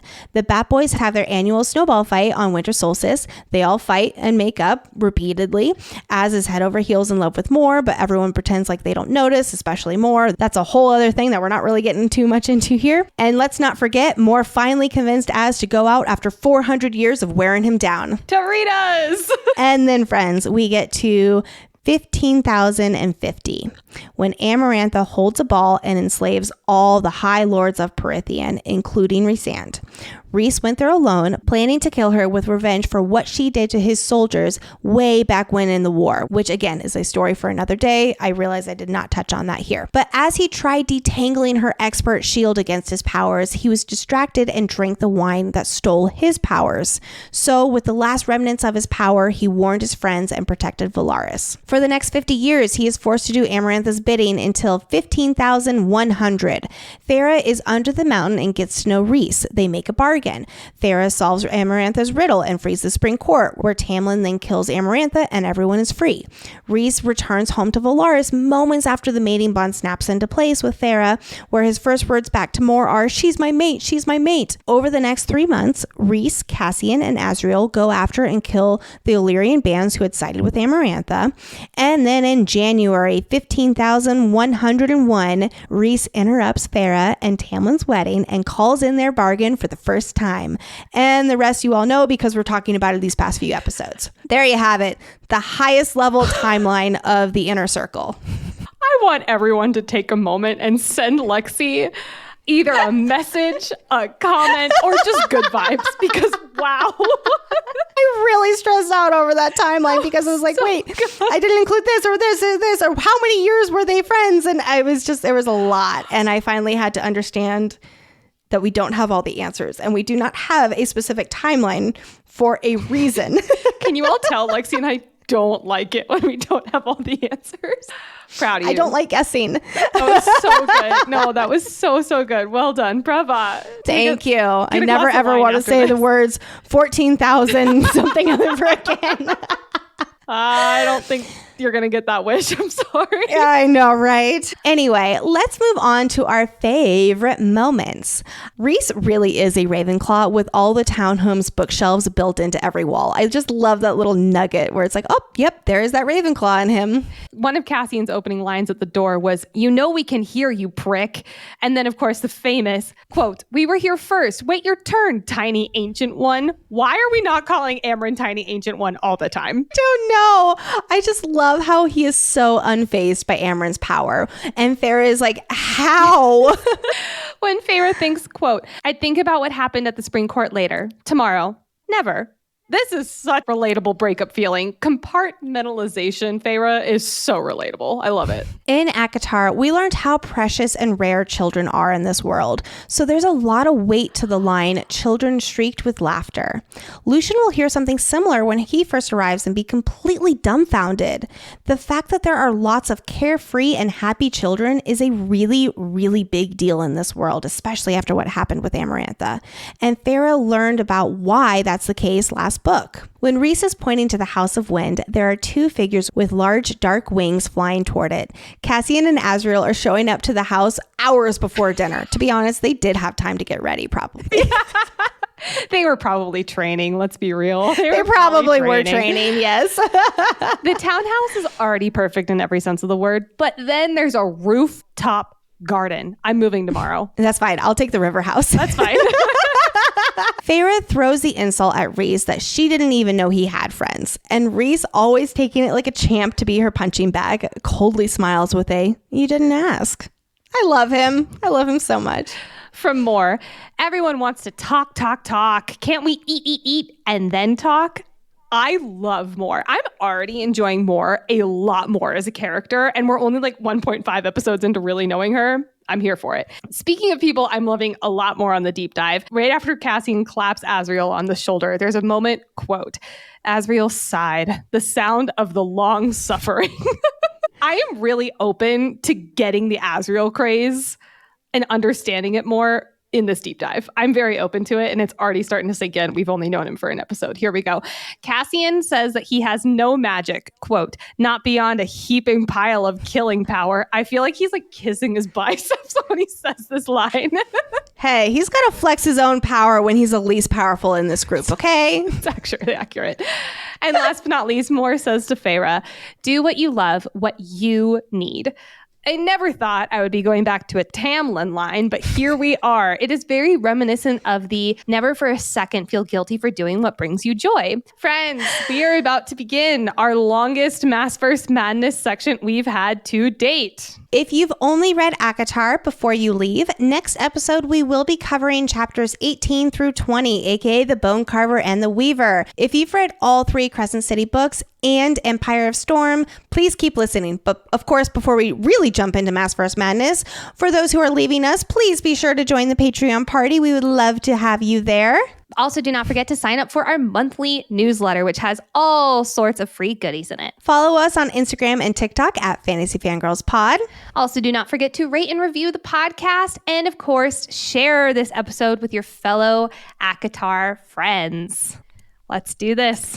We are now entering our Maasverse Madness segment of the episode, where we call out series crossover references and discuss theories. Today's segment is going to focus on all three Crescent City books and up to Empire of Storms. First up, is it possible that Cormac is also a shadow singer? Because in House of Flame and Shadow, Bryce is observing Azriel and, quote, "could have sworn shadows wreathed him like runes, yet wilder, the way Cormac's have been." When Cormac appears in Crescent City 2, Rune Dannon knew three things, and number one is, quote, "he wasn't looking into a portal of hell after all. Shadows swirled there instead, familiar, whispering shadows." Also, it is repeatedly mentioned throughout the book that Cormac's shadows are trailing up and down his arms, wrapping around him, unlike runes that are closer to Rhys's power of night shadow-esque. If Cormac is a shadow singer, odds are that he is a very unpracticed or untrained one, considering that we never really learn about these abilities beyond little hints here and there. And boy is dead now, so we're probably not ever going to learn. Those in Avalon have the parasite too, though, right? So he was infected with it, which limited his powers. I wonder if he had been at full power, would his shadow singing power be stronger and possibly more refined? Yes. Shall we get into some Amren theories? Oh, let's just start scraping the surface. By the way, friends, like there's so many Maasverse references as we continue on with the ACOTAR series. We're going to do our best, but these are not the bulk of the episodes. So we're going to just tease them out episode by episode. And also keep in mind, we still have all of ACOWAR and all of Silver Flames, which are heavy Maasverse crossovers and everything. So we're, like Lexi said, we're really just scraping the surface here. When we meet Amren, we get mention of how Amren's eyes are silver and unearthly. I was curious about other silver eyes in the Maasverse, and I could only find one, which was Erebin. I definitely do not think they're connected by any lineage way for a multitude of reasons, but it is interesting that we don't hear mention of his silver eyes until Queen of Shadows, which SJM released Queen of Shadows September 2015, and ACOMAF came out 8 months later. So she would have been working on them either simultaneously, if not back to back. So maybe she just, was digging silver eyes that year. But they're about 114,653 revolving around Amren. And there is no way for us to go through all of them right now, but let's bring up just a few. The first one is the Malakine theory. This is from a post by Elbrunska on Reddit. When Rigelus was giving his Bad Deuce speech at the end of Crescent City 2, he mentions how the Asteri bred a few versions of the angels until they had the Malakine, who are the angels we now know in the Crescent City universe. The Malakine, spelled differently in Hebrew, means angels or messengers. Side note, when Cassian asks Amren in ACOWAR what she is, what does she say? A messenger. Amren mentions how she was bred not to feel emotion. Bred is a really interesting word choice here, especially when she goes on to say that the Lord and her father was a wrathful god who ruled over a young world. Rigelus, the Asteri, we don't know, but I'm really curious to find more out about that. We'll go much more into this particular theory at a later date because on the same Reddit article, Emmy Ego, who I'm pretty sure we quoted in our Empyrean coverage with a signet theory. Basically, Emmy Ego, you are on another plane of intelligence. Thank you. Emmy Ego mentions the Seraphim theory. The Seraphim are a type of Old Testament angel. There's pulling it back to what Lexi was saying earlier, but they are also known as fire angels. But the Seraphim are also thought to be dragons. What does Reese compare Amren to earlier? A fire drake, aka the German lord dragon who hoards their possessions. As Amren emerges from the Cauldron in ACOWAR, she is, quote, light and fire. Feyre goes on to think, quote, and I could have sworn I saw great burning wings, each feather in a similar ember spread wide. I could have sworn a crown of incandescent light floated just above her flaming hair. Emmy Ego also had pointed out that on the House of Sky and Breath book cover, it is supposed to be Hunt, aka someone who's an angel. What's on the center of his chest? A dragon. We bow to you, Emmy Ego. When describing the Damati, we learn that they are rare and only appear as the mother wills it. We do know about another Damati in the Maasverse, Rune Danon. In the Crescent City world, it's a limited form of telepathy known as mind speaking. So they're able to talk into each other's minds, but they can't read minds or control minds in the same way that Reese and Feyre can here. It is considered, like I said, a very rare gift. Rune inherited this from his mother, and it is an ability among Avalon Fae, which his mother is descended from, though her family defected from Avalon's court. But Lydia can also speak to others, like Rune, with this mind connection. Let's move on to Azriel's dagger, aka Truth Teller. Again, another one we are just scraping the surface of today. I have a very short question about Azriel's emotional support dagger, and that is, it is described as, quote, it's dark scabbard embossed with a line of silver runes I never seen before. Silver runes gave me some pause. Feyre later calls it Illyrian runes, but I do wonder if it's another form of word marks. We do know that the Book of Breathings is in word marks, so I'm leaning towards no, but anytime runes come up, I'm like, word marks! I think that it is that ancient Fae language. Remember back in the mural in ACOTAR, and the cauldron is pouring its contents out, and it's like this ancient Fae language that we were initially talking about being that ancient Fae language. That's what I assumed here. But would it be Illyrian? That's only what Feyre thinks. True. That's true. I think that is our unreliable narrator telling us that, when really, let me just get into the story here about Truth Teller. Truth Teller is the twin to Gwydion, and they called to each other, made together with the Cauldron's powers. So they were literally made, not necessarily specifically by the Cauldron, but with the Cauldron's powers. When they are near each other, Truth Teller glows with dark light in response to Gwydion's white light. Gwydion is also known as the Star Sword and was taken to Midgard. So these two twin weapons were separated by worlds, one in the ACOTAR world and the other in Crescent City, which is how Bryce ended up with the Star Sword. And then when she traveled to the ACOTAR world, she brought it with her, and then she borrowed/stole as is Truth Teller so she could keep these two weapons together. Because together... Well, hold on here, because together they have the power to help defeat and overthrow the Daglin, aka the Asteri. You know what else and did? Nesta. You know who killed a Daglin right in front of her? Nesta. It's fine. Everyone, please go listen to our CC3 reactions for the full rant.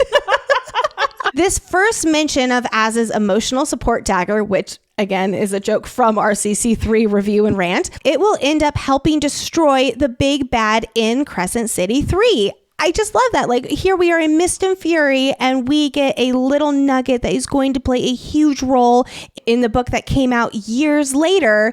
And I just love how all of this is starting to really tie in together. Anyway, there's so much more I could say on all of this, but we are going to put a pin in this Truth Teller and Gwydion discussion for now and keep on moving. Now, the mists. Ooh, I love this stuff so much. When Feyre arrives at the hike to the prison, she mentions there's mist around her and around this area. We'll talk about the 8th court and the prison a lot next episode, but mist, hello, ley lines hint. From chapter 60 of Crescent City 3, when Adis, prince of the 5th level of hell, is talking about Avalon, quote, "The mists are a result of the ley line's power. They're an indication of a thin place. Thin places are where it is easier to world walk and create portals," which makes sense that the 8th court, where Thea, Selene, and Helena left the world to Midgard. Again from Adis, there are ley lines across the whole of the universe. The Asteri have long chosen worlds that are on the ley lines for that exact purpose. It made it easier to move between them to colonize these planets. It will be this misty island where the prison is that Thea and Peleus gather their people willing to conquer and colonize and open the door to Midgard. Last one is from Throne of Glass with a reference to Lorcan being in Velaris. A perfectly done TikTok by a Court of Thorns and Rosie, we'll put it in the show notes, posted this theory. In chapter 43 of Empire of Storms, quote, "Lorcan had seen a kingdom, perhaps 300 years ago, that relied on barges to sail its good from one end to another. Its name eluded him, lost to the catacombs of his memory. Lorcan wondered if it still existed, tucked away between two mountain ranges on the other side of the world."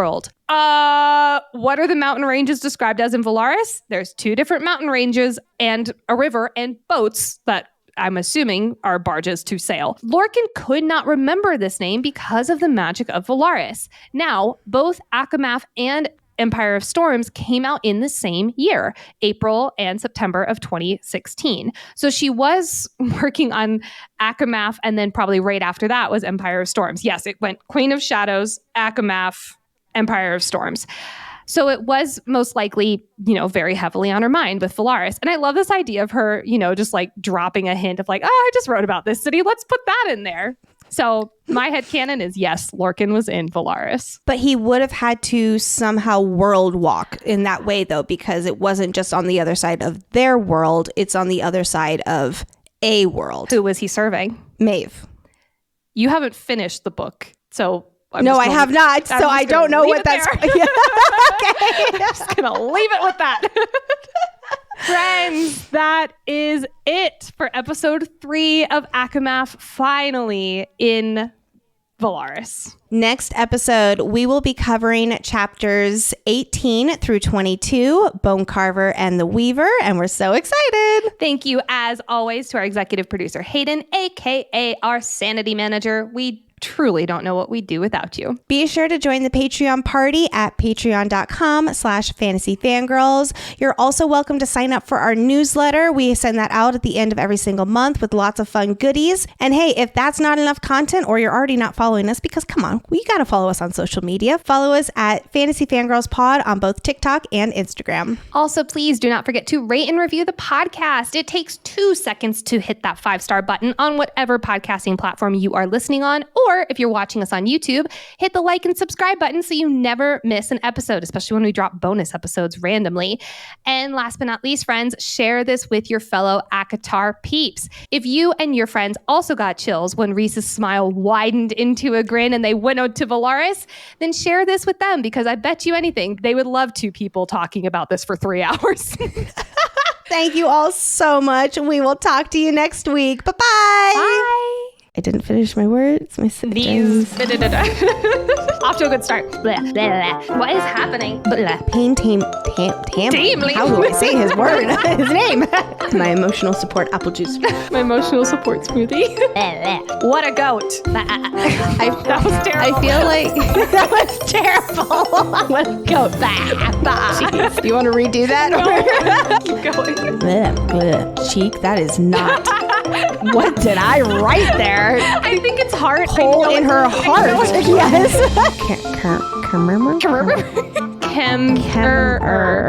Kemmer. Sure. Shit. Okay. Get lost. I started going down the rabbit hole. Gwynedon. Gwydion. I love you. Gwydion. Twin to Gwydion. No. Gwydion. Avalon. Avalon are a result of the Lilane's power. Ley lines. Of the Lilanes.